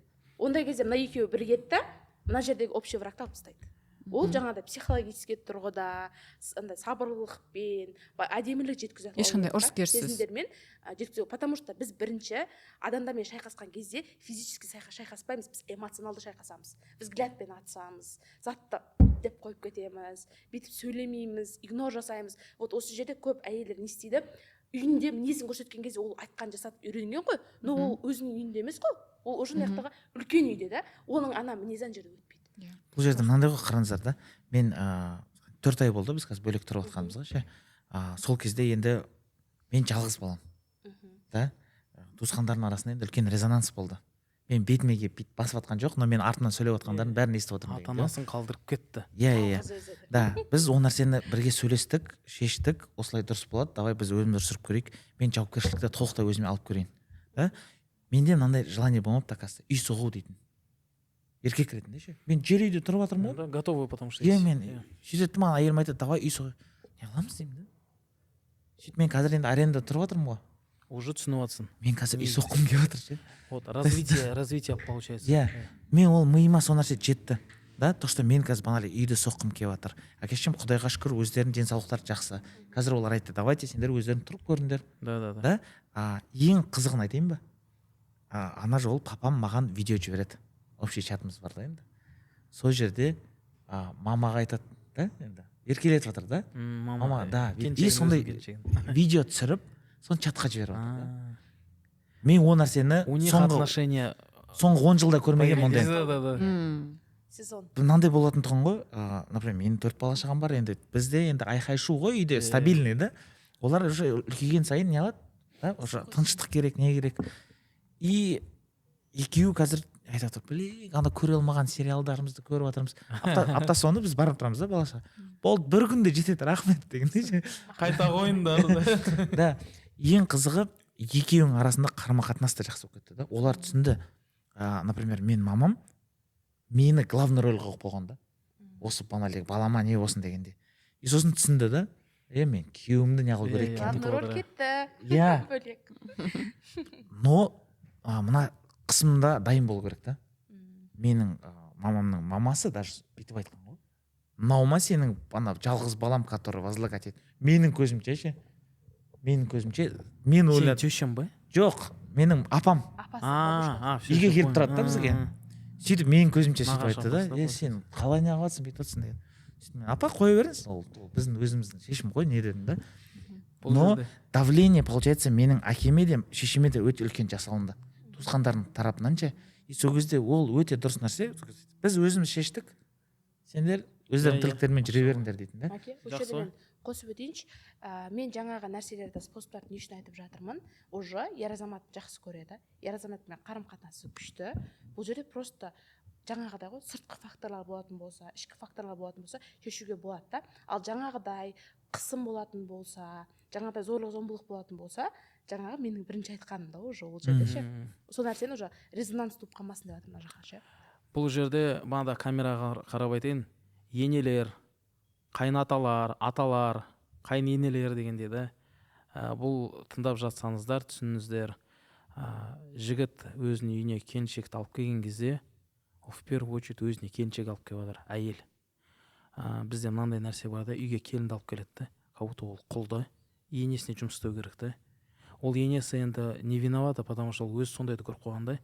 И бұл жерде білімсіздік и осының несіне?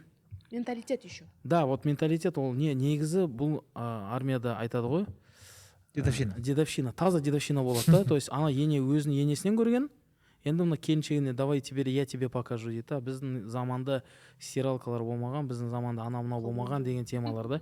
И сөйтіп ондай жасауға болмайды. Ол даже ислами тұрғыда негізі, мен өзіме әйел алдым да мысалы да, а ол ойлайды да бұл маған келін алып келді деп та үйге. Сол кезде уже бағандағыдай енелерде или аталарда, қайнаталарда патшаның позициясына кіріп кетеді да.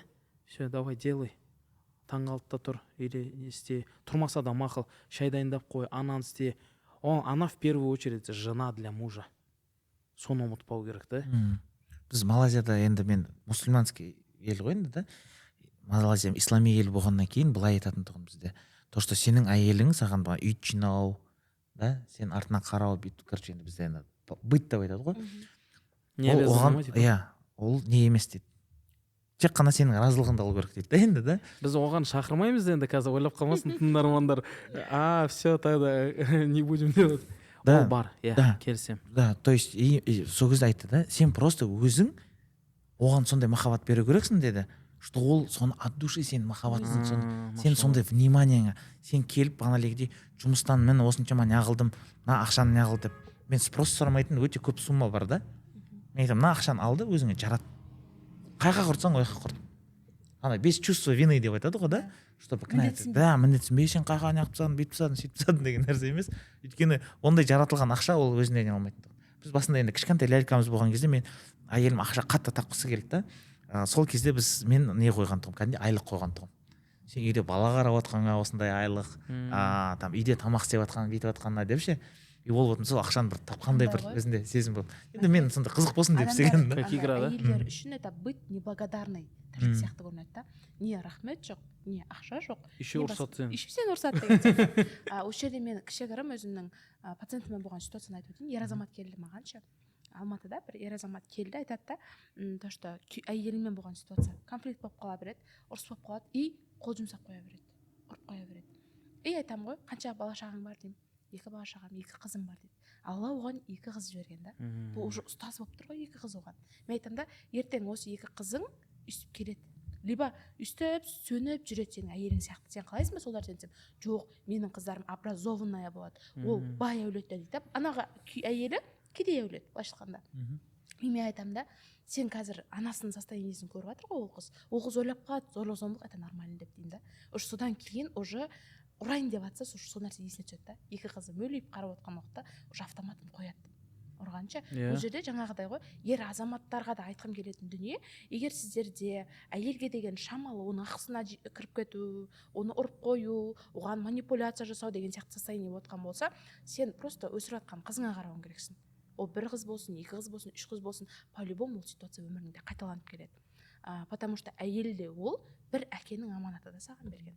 Вот сол кезде сен уже ойланып әрекет жасау. Сол аманатқа қиянат жасау. Ол в первую очередь Алладан аманат қой. Келіншек аласың ба бағанда, бала шағаң бола ма. Өкінішті енді. Мен мына теманы қозғасақ деп тұрмын да. Жалпы біз енді отбасылық зомбылықты, зорлық зомбылықты айттық, оның қалай шешімдерін талқыладық да. Просто изначально негізі жарлылар бір-бірлерін дұрыс таңдай білу керек деп ойлаймын да.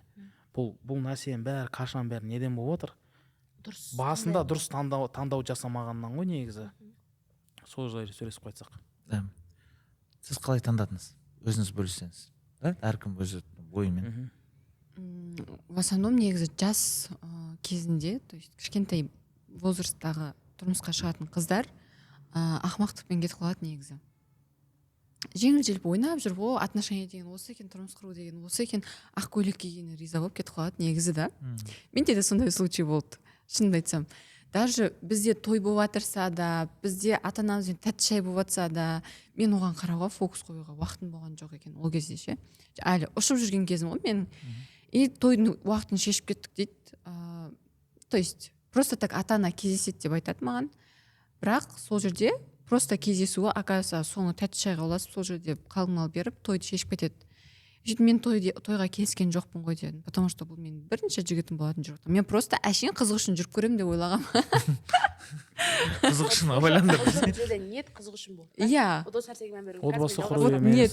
Иә. Вот ниет осы болды да, просто мен жүріп көрейінші, мен өмірімде жүріп көрмеген ғой, жігіт деген қандай болады, мен опыт жинауым керек қой деген сияқты. Вот опыт. Көріп тұрсыздар ба? Басында ниет дұрыс болу керек та. Менде тұрмысқа шығуға деген мүлдем ниет болған жоқ. Бірақ тойдың уақытын кесіп кеткеннен кейін бәрі болды дегеннен кейін мама папамнан сұрадым, не үшін тойды шешіп кеттіңіздер? Жақсы жер ғой, нормально ғой. Сен өзің соны қалап тұрған жоқсың ба? Все болды, уақытың келді ғой, кетсең кете берші деген сияқты болды да енді ше. Сөйтіп ладно деп мен ары қарай сол той жалғасып кетіп қалды бізде. Қарап тұрсаң, ақымақтықпен қабылданған решение да. И бұл менің решениеме ешкім қарсы болған жоқ та. Даже бұл жерде прям менің нақты решением деп те айта алмаймын. Ол менің бывший күйеуімнің решениесі болды. Ол әкесіне айтты, әкесі барды, келді, мен ата-анамды завоевать етті, мен завоевать етті, алып кетті деген сияқты да. Осы жерде мен толықтырып өтейінші. Маған көп қыздар келеді осы қарым қатынас бойынша. И менде жақында 4 қыз ұзатылды. Осы жаңағыдай қарым қатынастар қалай болды? Бір қыз болды менде. Енді ананың внешности әдемі ше, модель бар ғой, вот сондай андай европейкаға ұқсайды түрі ше. Но жігіттер келеді, андай ғой, бүгін анамен жолығады, ертең анамен жолығады, үшінші күн анамен жолығады. И жоқ болып кетеді жігіттер. И сосын ол жауап келеді ғой, почему у меня так дейді. И айтамын ғой, сен олармен танысқан кезде қандай чувство болсаң, әдемі екен таныса салайын, бай екен таныса салайын, ақшасы бар екен таныса салайын, маған андай гүл әкелді ғой таныса салайын. Негативная энергетика ғой мұнда. Иә, просто так ол жерде пайданы ойлағаннан кейін таныса салу болып тұр да. И мен көбінесе қыздарға беретін дүнием мынау. Мысалы саған запросыға жігіт жазады. Жігіт жазған кезде одновременно біздің неміз жігітпен сөйлесіп жүрген кезде тағы да 4-5 жігіт жазады тағы да. Мысалға ше, сол кезде просто ол не істеу керек, определиться ету керек. Отношениеге жігіт қыз болып жүрмей жатып, ол бірінші сынап көру керек, сөйлесіп көру керек, еркектің эмоционалды тұрақтылығын көру керек деген сияқты. Ол жерде не істейді? Ең бірінші менің қолданатын дүнием, ана жігіттермен сөйлесіп жүреді, сол уақытта истихара оқиды. Шынайы ниетпен. Я Аллахым, мен анамен де, мынамен де жүргім келіп тұрған жоқ. Алладан кеңес сұрайды. Иә, маған менің өмірлік жарымды жіберші. Тура солай мен 4 қыз тұрмысқа шықты. 3 кездесуде, 4 кездесуде мысалға ше. Почему? Потому что анау шынайы сұраған кезде анау 7-8 жігіт жазып жатады ғой, жоқ болып кетеді. Қалмай қалады жігіт. Сосын айтады, Айда ханым, сіз айтқаннан кейін мен жігітсіз қалып кеттім ғой дейді. Сосын значит қажет жоқ та негізі. Аллах тағала білуші ғой. Просто ол не істеп тұр? Опора іздеп тұр. Әкесінен алған опораны ол еркектен алғысы келіп тұр да. Ал еркектер пайдаланып кеткісі келеді, просто так жүргісі келеді, нәпсі қойып жүр жеңіп тұрған. И сөйтіп бір рет истихара оқиды. Уже айтады, Айда ханым, тағы да жігіттер жазады. Мен ананы оқуға қорқып жатырмын. Жігітсіз қалып кетемін ба дейді. И потом истихара оқыды. 15 запросыдағы жігіттен біреу ғана қалды. И сол жігітпен кездеседі. Жігіт тура анау қыз мамасына ұқсайды ғой, ана жігіттің ше. И қыздың барлық плюстарымен, минустарымен қабылдады. Көп қыздар кездесуге барған кезде өзінен басқа адамды устроить етеді. Маска киіп алады. Маска киіп алады да, но ол ананың характерін жақсы көруі мүмкін, мінезін жақсы көруі мүмкін деген сияқты. Барынша ашыла алу керек и сұрақтар қою керек. Мысалға, мен қыздарға айтамын, менің бүйтіп жүретін уақытым жоқ. Мен серьезный отношение не істеп тұрмын. Менің мынандай стандарттарым бар. Сенің стандарттарың қандай? Негізі отношениеде по договору болатын болса, махаббат сама собой болады ше, ол жерде ше.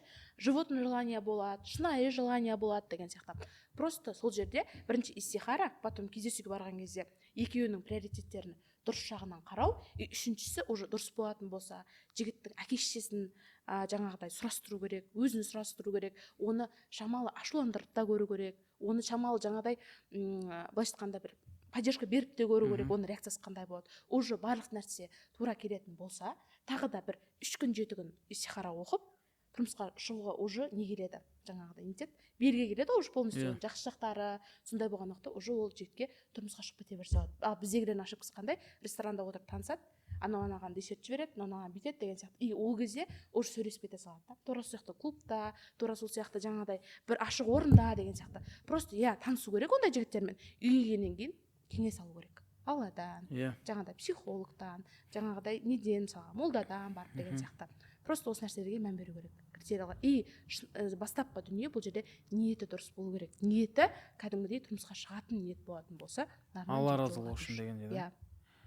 Бұл жерде қосып өтетін болсақ, Маге, Айда ханым, Балжанат деген еді. Никого без внимания не оставили. Жоқ, просто айтқаннан кейін бір сәл айтпасам да ұят болып қалды. Жігіттерге кеңес. пайғамбар саллаллаху алейхи вассалам сұрайды ғой енді адамдар келіп қандай факторлармен қыз таңдаймыз дегенде да. Вот пайғамбар саллаллаху алейхи айтады 4 фактор бар дейді да. Ең біріншісі оның сұлулығына қарап. То есть егер сұлулығына ұнап жатса сен үйлене аласың. Екіншіден оның тектігіне қарап. Қандай отбасыдан шыққан. Егер тегі ұнап жатса сол себеппен де үйлене аласың дейді. Үшіншісі келіншектің жағдайына, байлығына қарайды. Үйленуге болады. Негізі егер сен жағдайың сәл слабылау болса, бірақ 4-ші факторды айтты да пайғамбар саллаллаху алейхи вассалам, иманына қара дейді да. Вот, иманына қарап. Осы 4 фактормен жар таңдауға болады. Бірақ пайғамбар саллаллаху алейхи вассалам айтады, сендер дейді иман жағынан таңдаңдар дейді, сол кезде ұтылмайсыңдар дейді да. Бұл бірінші айтып кететін зат. Екінші айтып кететін зат ол гастрономический фактор дейді да. Гастроном деген магазин ғой. Вот, ол факторды талқылайтын болсақ, бағанда мен қандай киім кием, келіншегім примерно сондай уровеньде киім кию керек та. Вот, бағандағыдай мен Есентай молдан Dolce Gabbana, Gucci'лерді алып келіншегімді барахолкада киіндіріп жүрсем, все проблема отбасыда. Дәл солай ресторанда, кафеде, тамақ мәселесінде мен егер фуагра жеп үйреніп қалсам, келіншегіме бич пакет алып беріп жүрсем, проблема. Или ол сондайға үйреніп қалса дегендей да. Сол себептен жар таңдаған кезде осы нәрселерге мұқият қарау керек. Бұл андай тәкаппарлық позициядан емес, типа мен былай киінемін, бұл үйтіп киінемін. Жоқ. Жалпы көру керек та, кафеге бараса, егер сіздердің, например, фастфуд мүлдем жемейді да, сөйлесе алу ғой, уровеньде сөйлесе алу. Иә, то есть, например, келіншек фастфуд жемейді мысалы да, сен фастфудқа үйреніп қалғансың да, ертең бір күні сол нәрсе қарым-қатынасқа влиять етеді негізі. Өзгерткісі келеді бір-бірін. Иә, вот сол себептен бағандағыдай, это не обязательно, например, біз екеуміз бірдей говяжий без лука донер жеу керекпіз да. Жоқ, жалпы да, просто, например, мен донер жеймін, сен, например, чикен жейтін дегенде да. Вот сол нәрсе примерно бірдей бір баланста болу керек, потому что ертең отбасы болған кезде, ол, например, үйленіп қалғанда, мен мысалы үйленген кезде келіншегімнен ашық сұрадым, қандай тамақ сенің ең любимый тамағың дедім. Ол айтты, макароны деді да. Мен таңғалдым. Бірақ мен түсіндім, мен үйімде де макароны жейміз ғой. Все, значит, нормально. Вот. А мынандай бургер жейсің ба, или мынандай лаваш центрге барасың ба дегенде, иә дейді. Вот, мен бұған дайын болдым. Мен 27 жасымда үйлендім да. Үйленбей тұрып, то есть қай жерден киінесің деп ашық сұрадым. Потом мынандай нәрсе бар. Алла тағала ертең өзінің құлдарын жұмаққа кіргізген кезде бір-біріне жар береді ғой. Өзін жарымды беру мүмкін, немесе басқа бір жар беру мүмкін. Ол бәрі сверстница болады дейді да, ровесник болады да. Жұмақта идеальный өмір ғой. Уақытта Аллах тағала ровесник береді да. Бұл очень важно, то есть жақсы қарым-қатынаста возрастной чересчур қатты алыс болып кетпеу керек та. Сен келіншегің слишком кішкентай или наоборот слишком үлкен болып кетпеу керек арада. Потому что сверстниктер бір-бірлерін жақсы түсінеді. Олар бірдей кино көрген, бірге сериалдар көрген, бірдей музыка тыңдаған дегенде бір поколениеда, иә. И сол наоборот сближать етеді да, ровесник болғанда. Ал егер возрастной қатты болып кетсе, ол проблема. Неше түрлі жігіттерді танимын, 7-8 жасар кішкентай қыздарды алғанда, енді басында қызық қой, енді кішкентай қыз алды ойнайды дегендей да.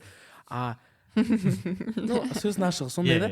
А потом, братан, мне не о чем с ней разговаривать дейді да. Ну а что ты хотел? Что ты хотел, да? Мен мысалы мятежный докторға сөйлескім келеді дейді да. Ол нәрсені вообще білмейді, өмірінде естімеген дейді да. Бұған бағанда. Мятежный дух білесіңдер ма? Иә, еш білмейді. Кей-поп деген дейді оларға. О чем нам с вами разговаривать? Сол себептен бағанағыдай иман жағынан қарау керек, сверстник болу керек, жастары сары бірдей келу, и бағандағыдай магазинный фактор, гастрономический фактор болу керек та. Примерно бірдей киіну, бірдей тең-теңімен деп айтады ғой. Осы мәселе ғой. Негізі осы нәрсені мен сөзіңіз аузыңыз айтып жіберейін. Осы нәрсені негізі мен айтамын ғой қыздарға. Более нормальный болсын, платежеспособный болсын. Мен андай көреді, меркантильная көреді да. Мен мойындаймын, мен меркантильная. Өйткені мен зарабатываю, айда нормальный сумма. И соответствовать ету керек ол по-любому деген сияқты да. Сен соған үйреніп қалғансың ғой. Вот именно нормаңды түсіре алмайсың ғой еркек үшін. Типа көтеруге болады. Дұрыс қой, сен қазір, например, условно сәл доходы азырақ адаммен қарым-қатынас құрсаң, сен оны өзгерткің келе бастайды. Или подстраивать етуге тура келеді. Или подстраивать. Проблема да. А ол уже теңіне келсе, уже бірдей сөйлесе аласың да. Ол түсінеді да, малса, я Пандору хочу десің, ол түсінеді да, о чем речь. Иә, ол Аида сен ақшадан, меркантильный ақшадан өліп қалған деген нәрсе емес. Просто сен болашақта сол проблемалардан болмау үшін әрекет жасаватсың. Например, бізде енді мен әйелдермен көп жұмыс жасаймын ғой. Ең частый сұрақ маған қойылатын. Мен целевой аудиториям әйелдер. Ең көп менен сұралатын сұрақ, әйелің сені ревновать етпей ма дейді. Мгм. Да? Менен де сұрап жүр уже. Сен де. И бізде былай болғанда сөйтіп мен ойлаймын, неғып олай ше, басқалардан сұраймын, бүйтіп отыр болмайтын да еще нормальный қыздармен жүрмейді да. Мен қасымда әдемі қыздар жүреді көбінесе. И қараңдар, прикол мынандай екен. Екеуміз біз кездесіп жүрген кезде сен маған айтып отырсың қандай сұрақтар нелер деп. Мен әйеліме оказывается мына нәрсе айтқан екенмін. Мен өзім бірінші жұмыс істеген жерім лимузиндерде ана прокат болады ғой. Сондықтан Мерседес айдайтын тұғымыз. И қараймын, тойға енді қыздар шығады ғой. Ана жақтағы еркектердің барлығы үйленген, и барлығы әйелдеріне измена жасайды. Мен ол кезде студентпін. Мен айтамын, сендер қуасыңдар ма, сенің әйелің бар емес па? Сөйтсем айтады, это нормально дейді. Сен түсінбейсің қазір. Иә, сен түсінбейсің, сен әлі пацансың ғой дейді да. Сен сол үшін сен ойлап отырсың, сен 18-десің деп. Мен айтамын, жоқ, бұл нормально емес қой сенің әйеліңе андай. И сол кезде айтты, бізде ондай еркек жоқ, который изменять етпейтін дегендей ше. И сол кезде мен айтады, почему-то. Иә, сөйтіп айтады. И мен сол кезде өзіме айттым. Мен главный критерий, мен өзім әйеліме измена жасамаймын. Если мен измена жасайтын болсам, мен конкретно айтамын, мен осындай қылып жатырмын, екінші әйел болсын, мынандай болсын, но оның барлығы официально болады дегендей да. И жасырын емес. да, и мен сол нәрсені өзім әйеліме айттым. Сен ойымдама дедім. Курсану да? Да. Курсқа ой емес. Да, мен ойымдама. Өйткені мен мектеп кезден көп қыздармен араласатын тұғым. Екеуміз парень девушка болсақ, мен басқа қыздармен қыдыруға кетіп қала беретін тұғым. Да? И мен айтатын тұғым, маған жоқ, маған ол нормально. Вообще встречаться етпейтін емес. жоқ мәке осы жерде апаның түсінейінші, әйел адам ер азаматпен отношения құрып қалса ерлі-зайыпты болады ғой, күйеуінің взглядын сезеді. Егер оның взгляды басқа қыздарға бүйтіп қарайтын болса, қызығушылық уже автомат әйел айтады, что-то қатты кетіп Кес жатырсың сен. бастайды. Жоқ, мен өзім жоқ. Сізде ол нәрсе болған жоқ қой. Жоқ, мен өзіме әйеліме түсіндіріп айттым ғой. Смотри, мен әйелдермен общаться еткен маған ұнайды деймін. Сөзін ашық. Артық взгляд жоқ қой. Жоқ, мен сосын айтамын ғой. Сен маған сенші деймін. Мен ана граньнан Потому что үш әпкенмен өстің ғой. Иә. Саған ты не как сексуальный объект қарайсың да оған, Иә, просто друг друг другой. собеседник, потому Да. что ты вырос в этой Иә. Да. среде. Сестренка ретінде. Да, Иә. но бірақ айтамын, сен маған сенімің өте маңызды деп айттым да. Егер сен мен артынан қазір шұқылап тексере бер бүйтетін болсаң, ол болмайды дедім. Сен осы нәрсеге дайын болсаң, go. Если дайын болмасаң, то ары қарай қиын болады. Иә. И вот содан кейін ары қарай уже сенім болды. Біз бағана сөйлесе береміз. Жұмыста да мен когда на Инстаграмда жүргізе бастағаныңыз айттым, сен түсініп жатсың ғой. Қазір қыздар одан емес өтір көбейін деп тұр дегендей ше. И тура солай болды. И вот банально измена. И екінші развод. Мен айттым, развод дейтін сөзді екеуміз алып тастау керекпіз дедім. Любой ситуация болады. Бірақтан біз шешеміз. Үйлендік қой біз. Вот осы нәрсе, мен өзім екі нәрсені придерживаться етемін. Маған сенші, маған ана әйелім сеніп тұрған кезде мен ана сенімін жерге тастай алмаймын да. Да. Екінші болады, мысалы развод дейтінде сен алып тастайсың ғой. Сол кезде сен түсінесің, любой нәрсені шешуге болады. Әке шешемен болып отыр ма, олармен сөйлесуге болады. Екеуің араңда отыр ма, да? Болды біздің арамызда да осыншама жылда суып қалған кездер дегенде ше. Сөйтіп ойлаймын, давай, короче, бүйтеміз. Диалог керек қой. Иә, диалог да. Әрқашан. Давай романтикалық ужиндар жасаймыз. Давай сен бір күні сен сюрприз дайында, бір күні мен сюрприз дайындаймын. Да, осындай қылайық. Да? Кәдімгідей жұмыс істеп жүргенсің ғой сен, қарым сіз қатынаста. осознанно қойып тастағансыз ғой сол кездің өзінде, білесіз ба? Былай Қазір 30-ға келсе де қоя алмайтындар бар ғой. Жоқ, енді ол кезде енді білмеймін енді мен Біз КТЛ-ді оқығанбыз ғой. Біз КТЛ-дің рекламасы. инфантильность жоқ та. мәке осы жерде мен жаңа ғана сөзімді ше түсіндіре алмадым ба или қалай. Негізі былайынан көп сөйлесетін ер азаматтар бар әйелмен, бірақ ер азаматтар үйінен шыққаннан кейін вот сіздермен сөйлесіп жатқан уақытта оларда охотный взгляд болады. Иманның әлсіздігі. Иманның әлсіздігі, охотный взгляд болады. И соны өзінің әйелі Көз зинасы. сезеді. Қанша жерден сөйлесіп жатса да, қанша жерден ашық разговор болса да, әйелдің интуициясы қатты сезеді. Содан кейін де ол қызғанып бастайды. Егер де оның еркегі лишний раз охотный отап взгляд емес, чисто деловой болатын болса, ол уже қызғанбайды негізі. Әйел оны да сезеді. Әйел сезеді. Маған былай айтады да, не только маған, жалпы интернет ашып қалсаң, все мужчины изменяют дейді ғой. Қандай бір психолог бір ашып қалмасам, все мужчины изменяют, к этому надо быть готовым, ары бер деген нәрсе. Ондай емес негізі. Вот. Мысалы Марат пример, мен примермін да, явный. Менен сұрайды, ты не хочешь изменить или ондай болмай ма деген дейді. Қызығушылық мен айтамын да, біріншіден мен адам пенде болғаннан кейін менде де қателіктер болады. Менде де бағанда да біреуді көріп қаласың деген дейді. Но бұл жерде мен в первую очередь ойланбаймын, я жене изменяю деп. Мен үшін мен Алланың алдында күнә жасаймын деген ой болады да, в первую очередь. Мен даже, например, біреумен сондай не то что жыныстық қатынас, жалпы даже свиданияға бармаймын. Неге? Потому что ол нәрсе, ол в первую очередь Алланың алдында мен күнә алайын деп тұрмын да. Ол былай тұра тұрсын, ол бағандағыдай келіншекке измена дегенде, мен Алланың алдында қорыққаннан кейін ол нәрсеге бармаймын да. Вот сол себептен бұл обратно маған как щит да, иман. Апармайды да мені дальше же. Лайфхак айтайын ба? Иә. Лайфхак қалай әйеліңе измена жасамауға. Напротив, саған бір әдемі қыз келе жатыр, да? Әдемі қыз дейтін әртүрлі ғой. Сен өзің бір вкусыңда бір қыз болады. Егер де менің ойыма ана қыз как әйел ретінде тартып тұрса, мен ол жаққа қарамаймын. Ну да. Мен бүйтіп бұрыламын. Потупляйте Өйткені ана нәрсені мен көрсем, өзім ұстай алмай қалуым мүмкін. Егер де мен бір әйелмен жұмыс істеп жатырмын, ішімнен бір нәрсе сезімдер пайда бола бастаса, мен ана адаммен сразу араласпай кетемін. Басында сөндіру керек та. Сен ана қызды жақсы көріп қалдың ба, ол жерде уже проблема. Қиын. Мен, например, көп болған тұғын, даже күшті клиенттерім болған, но ішімнен что-то бір нәрсе сезе бастадым, мен уже ассистенттің енді не қылып, өйткені мен әшейін бір какой-то бір күндік сезімге бола әйелімді, бала шағаларымды 19 жыл бойы құрған отношениямды оған угрозаға әкелгім келмейді да. Керемет. Вот. Так что, если сендер біреуді көрсеңдер, который сенге ұнап қалу дейтін мүмкіндік, ол жаққа барма. Ол жер опасный да. Сразу қызыл. Жалпы бірінші көз түседі, көзден кейін сөз түседі, сөзден кейін сезім кетеді. Изначально лучше сол көзден бастап тоқтата салу керек, қарамай лучше действительно преграда. Мен жұмыстан, например, клиент ретінде қараймын, там қарындас ретінде дегенде да. Ондай болса нормально жұмыс істей бересің. Сен ішінде бір нәрсе пайда болса, уже ауыр. Алла сақтасын. Да, вот қыздардың изменасы қазір тоже частый нәрсе дейді да, негізінде. Вот, то есть, андай ғой, это нормально же. То есть, любой адам жақсы көріп қалуы мүмкін басқа біреуді, да. Бізде болатын сан андай ғой, еркектің изменасына как-то, ол еркек қой деп қарайды да, әйелдің изменасы, ол как бы андай. Типа, вообще, оны өлтіріп тастау керек дегенде. Осы жерде қоса кетейінші, бізде екіге бөлінеді измена. Менталды измена и физическая измена. Менталды измена деген, мысалға, перепискалар, мысалға, обычный пример, сіз мысалға бір қызбен сөйлесіп жатсыз, блогер қыз, и сізге ана қыз ұнап баратыр да, и сіз перепискаға кіріп кетесіз. Уже переписканың өзінде сіз уже оймен смайликтер жіберіп, смайликтер жіберіп, оймен қақа кетіп қаласыз, уже менталды ана қызды ойлап кетіп жатсыз. Уже сол жерден автоматын тоқтату керек негізі. И бізде ер азаматтар основной андай ғой, физически жасап алады да негізі. Көбінесе ше, мысалы 70% дейінші, потом менталдыға өтеді негізі.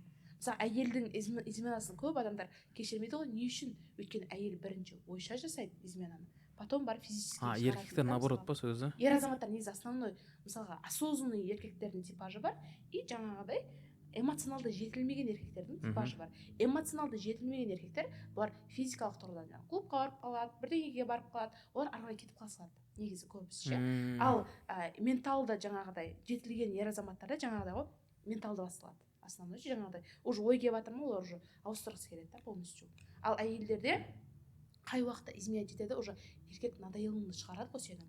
Анда ұрады, соғады, басқа қылады, ол жылу таппай қалады ана үйден ше. Мысалға, менің осы бір видеом хейттің астында алып кеткенде, осы мен изменадан айтамын деп ше, сен ана насихаттап алсың деп ше. Жоқ, просто мен түсіндіріп беріп жатырмын, себеп неден шығады. Әйел бірінші бүйтеді, уже үмітін үзеді өзінің еркегінен. Одан мынандай ситуация болып бастайды, уже игнор ұстап бастайды, постель болмай бастайды, уже солайынан басталады да, и потом ол не істейді, әдемі болып күшті болып сыртқа шығады. Шыққан кезде оған уже еркектер не істейді, забота көрсетеді, мейірім береді да, и потом күйеуінен көрмегенде бөтен біреуден көреді. Нормально екен деген нәрсе болады. Уже ол менталды түрде ана еркекті ойлап бастайды. И менталды тұрғыда ойлану күшейгеннен кейін ол өзіне ерік береді да, физически басылады деген сияқты. Поэтому осы екі жағдайда да, бірінші әйел адамдарға да еркек адамдарға айтатынымыз, мынау оймен уже басталып жатқан кезде уже удалить деген функция бар ғой. Ендеше да. Жауып қою керек бұл жерден бастап. Ең андай бар ғой, беспонтовый деп ойлаймын. Әйелдердің изменасы болады да мынандай. Мне муж изменил, и я тоже. Это самое тупое решение да өмірде болатын ше. Мен вообще түсіне алмайды екенмін ше. Қаншама критика болса да, хейт болса да айтып өтейін де оны. Мен түсінбейді екенмін ол нәрсені ше. Сен өз-өзіңе минус істеп жатсың ғой негізі. Өз тәніңді өзің қорлап жатсың деген сияқты мысалға. например қараңдар да ондай нәрсеге адамдар не үшін барады да өз өзін бағаламаған, сені бағаламайды дейді ғой, дұрыс па? Сені күйеуің бағаламаса сенде проблема бар ғой негізінде, өз өзін бағалаумен да. андай увер, мысалға ана жерде ғой жаңағы манипулятор, абьюзер деп жатыр ғой, ол күшті қыздарды ұстайды да, олар ше яркая, светлая ше, и потом оған келгеннен кейін отношения құрған сайын оның уверенностін түсіріп бастайды ғой, сен онша емессің, сен андай емессің деп ше, потом ондай қыздар потом не істейді, неосознанно түрде ерегіседі, потом жаңағыдай анау изменять етті да, мен де көрейін да деген сияқты болады, бірақ олар мың толғанып барады негізі. Но это неправильно. Бірден шешім қабылдамайды. Лучше жаңағыдай ғой, лучше ол семьяда либо жаңағыдай ашық сөйлесу керек, открыто. Мысалы сен изменять етасың, мен шыдамаймын. Либо баста тұрмыс құратын кезде договор болу керек. Измена болатын болса, сен менен не күтпе. Уже ары қарай махаббат күтпе, семья күтпе деген сияқты. Уже ортақ договор болу керек та. Бізде андай ғой, меркантильность болып естіледі. Мен қыздарыма айтамын, договормен тұрмысқа шығыңдар. Мысалы мынандай критериялар болу керек, сенде мынандай критериялар болу керек. Сол кезде уже оларда ұрысу деген нәрсе болмайды. Сезім мысалға бізде андай ғой, договор шығып тұратын дейсің ғой, сөйлейді. андай ғой, уже бір-бірінің границасына өтпейді, бір-бірін бағалайды, уже бір-бірін жақсы көреді да уже. А ол жерде уже измена, ұру деген нәрсе негізі болмайды. Сол үшін де осознанно барып тұрмысқа шығу керек, осознанно ойланып барып, ер азаматты, әйел адамды таңдау керек. Бұл жерде договор деп айтып кетсеңіз, қандай договор туралы әңгіме болып отыр негізі? Мысалға әр адамның жаңа портрет дедік қой, портреті бар, мысалға менің ер азаматым болатын болса, менің ер азаматымның портреті бар. Ол мынандай болу керек, мынандай болу керек, мынандай болу. И оның жанына сен жазып шығасың, мен не бере аламын оған. Мынандай. Өзгеретін болса, сен анаған қарай өзгересің негізі. Полностью. И ер азаматыңды кездестіресің, вроде нормальный, жақсы, и оған уже айтып бастайсың то, что. Мысалға, сенің ойыңдағы әйел адам қалай? Сен қай уақытта отношения түсіп кетесің? Сен неге түзбейсің? Сен қай уақытта сен қысым көрсетуің мүмкін маған деген нәрсеге да уже ол айтып бастайды, мынандай ұнамайды маған, мынандай ұнамайды, мынандай ұнамайды. И оны қызға қойып бастайды ер адам. Содан кейін уже ортақ шешім, бұл негізі менталды договор болып естіледі. Қазір қараңдар да, вот мен есіме түсіп кетіп отыр да. Менталды договор. Бағаналега, мен әйелімді үйде жұмыс істеткіздірмей отырдым ғой. Бір сөз, оказывается, мен әйелімді өзгерткен екен. Маған әйелім мынандай сұрақ қойды да, саған егерде үйде отыратын әйел керек болатын болса, не үшін шетелді бітірген, 2 дипломы бар, КТЛ-ді бітірген әйелді алдың дейді да. Сол сөзді маған сұрақты қойды ғой. Сол кезде мен түсіндім да. Негізінде ол менің қалауым емес еді. Үйде отырғанын басқалардың қалауы еді да. Навязан. Да, басқа адамдарда навязация еткен. И мен ойладым, действительно да, мен ондай нәрсені қаламайын едім ғой. Да, давай сөйтіп мен жасап. Негізінде сен нені қалайсың? Осы нәрселерді давай істеп көрейік қазір онлайн түрде. 1 жасар қызымыз бар ғой енді да. Не істеуге болады дегенде. И тура сол сияқты, оказывается, адамдар алады ғой, например, Балжан атты да. Сен блогерді алып отырсың да. Да? Блогерді алатын болсаң, ол блогты тастамайды деген сөз ғой. И блогерді алып алып, давай сенің инстаграмды жүргізбеші дейтін сұрақ қоятын болсаң, ол оның ең өзіне жүрегіне жақын нәрсе, жұмысын, махаббатын өшіріп тастау да. Изначально получается сен мен оны үйленіп алайын, содан кейін оның мен инстаграм өзгертемін да. Өмір сондай оймен алады ғой. Бала да алдайды. Қыз болатын болса, мен бірге тұрмаймын ата-анамен. Жүреді дағы не істейді? Мен барғаннан кейін аны өзгертемін дейді да. Өзгертіп аламын. Екеуі де бір-бірін алдап жатыр да. Екеуі де бір-бірін өзгерткісі келіп тұр. Осы нәрсеге тоже мән беру керек деп ойлаймын. Бізде, оказывается, подкасттың уже тамамдау уақыттар келіп жатыр екен. Давайте, мына жерде енді күшті нәрселер айтты, насихаттар айтылды да. Но конкретный біз көмек берейік. Да? Қолдан келгенше. Менде мынандай қазір проект болып жатыр. Біз Балжанатқа как раз ұсындым, давай осыны бірге жасайық деп та. И сендерге де сол нәрсені ұсынғым келіп тұр. То есть біз болатын болсақ та минимально 1000 адам деп айттық. 1000 адам болсын, 2000 адам болсын, сол адамдар жинап, адамның енді трансформация өзгеруі мен ойымша кемінде 6 ай алады. И оған болатын болса, сен сіздер сияқты мықты мамандарға баратын болсан, кемін деген кезде 3-4 миллион теңге кетеді. Сөйтіп мен ойладым. Әрқайсысына барып қайтса, иә. Қалай біз жасай аламыз адамның трансформациясын? Точка А-дан осыдан бізден бастады. Қалай ақша табу дейді. Ең главный запрос таяқ жеп отқан әйелдің өзі де ақша табу дейтін нәрсені ойлайды.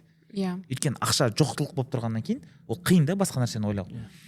Біз адамдарды ақша табу деп алып келдік, но ары қарай болатын болса, осы психологический мышлениясы, нәпсімен жұмыс істеу, блог арқылы ақша табу, да? Өйткені әйел декретте отырғаннан кейін ол үйден онлайн жұмыс жасау, ол өте маңызды. вот осы нәрселердің барлығын мен сіздерді шақырғым келіп тұр. Мақсат, Аида да, біз енді Балжанат екеуміз сол проекттеміз ғой. Сіздерде егер де онлайн бір проекттеріңіз болатын болса, оны мен түсініп тұрмын, сіздердің там тренингтер нелеріңіз өте қымбат тұрады да, өздеріңіз күшті мамансыздар, но қол жетімді бағамен, мен тегінге деп жатқан жоқпын да, қол жетімді бағамен біз сол адамдарға сол трансформациясын жасасақ да, біз қазір телеграмды осы ютубтың астына тастап кетейік, соған қосылғысы келетін адамдар соқтан қосылып жұмыс істесе. Все, Маке, онлайн, офлайн разница жоқ. Маған да без разницы. Да, да, супер күшті. Екінші болатын болса, ол енді Шымкент қаласында ғой, енді Шымкент қаласында болғаннан кейін офлайн бір тренинг семинар жазсақ. Давайте. Да? Ол там, например, символически 5000 теңге деп қойық, да? Егер де бірақ ана кісі болатын болса, менің вообще мүлдем бір тиын ақшам жоқ десе, тегін келуге де болады. Да? 200 адамдай бір залды табуға болады деп ойлаймын. Сол жерде күшті бір техникалармен, ішкі состояниемен жұмыс істейтін нәрсені жасасақ. Біздің миссиямыз адамдарға көмек беру ғой. Да. Ол каким-то образом, ол ақшалай болсын, ол тегін болсын деген сияқты. Поэтому қолда келіп тұрған дүниені бере беру керек. Осы нәрсені төртеуміз отырып осы теманы көтердік па, халқымызға, елімізге бір сондай бір пайда болсын дегендей да. Так, ол үшін болатын болса, енді адамдардан енді бір обратный бросқа нәрсе, чтобы осы подкастты адамдар көптеп көру үшін да, біздің баналігі рилстар болсын да, немесе там біздің ютубтен бір отрывокты алып, өзінің историясына салса, нұр үстіне нұр деген. Сол адамдарда без очереди кіргізіп жібереміз десек. Давайте былай жасайықшы. Сосын тиктокқа біздің осы подкастты жаңағыдай не жасап, қырқып, монтаждап, просмотр жинайды ғой. 20 мың, 30 мың, 50 мың просмотр жинағанға давайте біз консультация берейік өзімізден, жеке. Супер. Күшті. Сол кезде біздің подкаст көбірек тарайды и көбірек адамға біз пайдалы боламыз иншаллах. Күшті идея, қолдаймын. Болды, керемет, мен де келісемін. Да. Тогда айтпай қалдым, ішінде қалып кеттім дейтін нәрселерің жоқ па? Жоқ, болды. Да. Бүгін енді біздің сыр подкастының жаңа форматы, да, Балжанат, Аида, Мақсат, үлкен рахмет. Біздің көрермендерге де қазір енді еліміздегі жағдайдың барлығына сабырлық, да, бірігу, бір-бірімізге көмектеспесек, бізге сырттан келіп бірге көмектесейін деп жатқан жоқ та. Біргетін заман. Біз біргеміз. Біз біргеміз. Бүгін айттарыңыз құтты болсын. Сіздермен болған сыр подкаст. Марат Сырғабай. Сау болыңыздар. Сау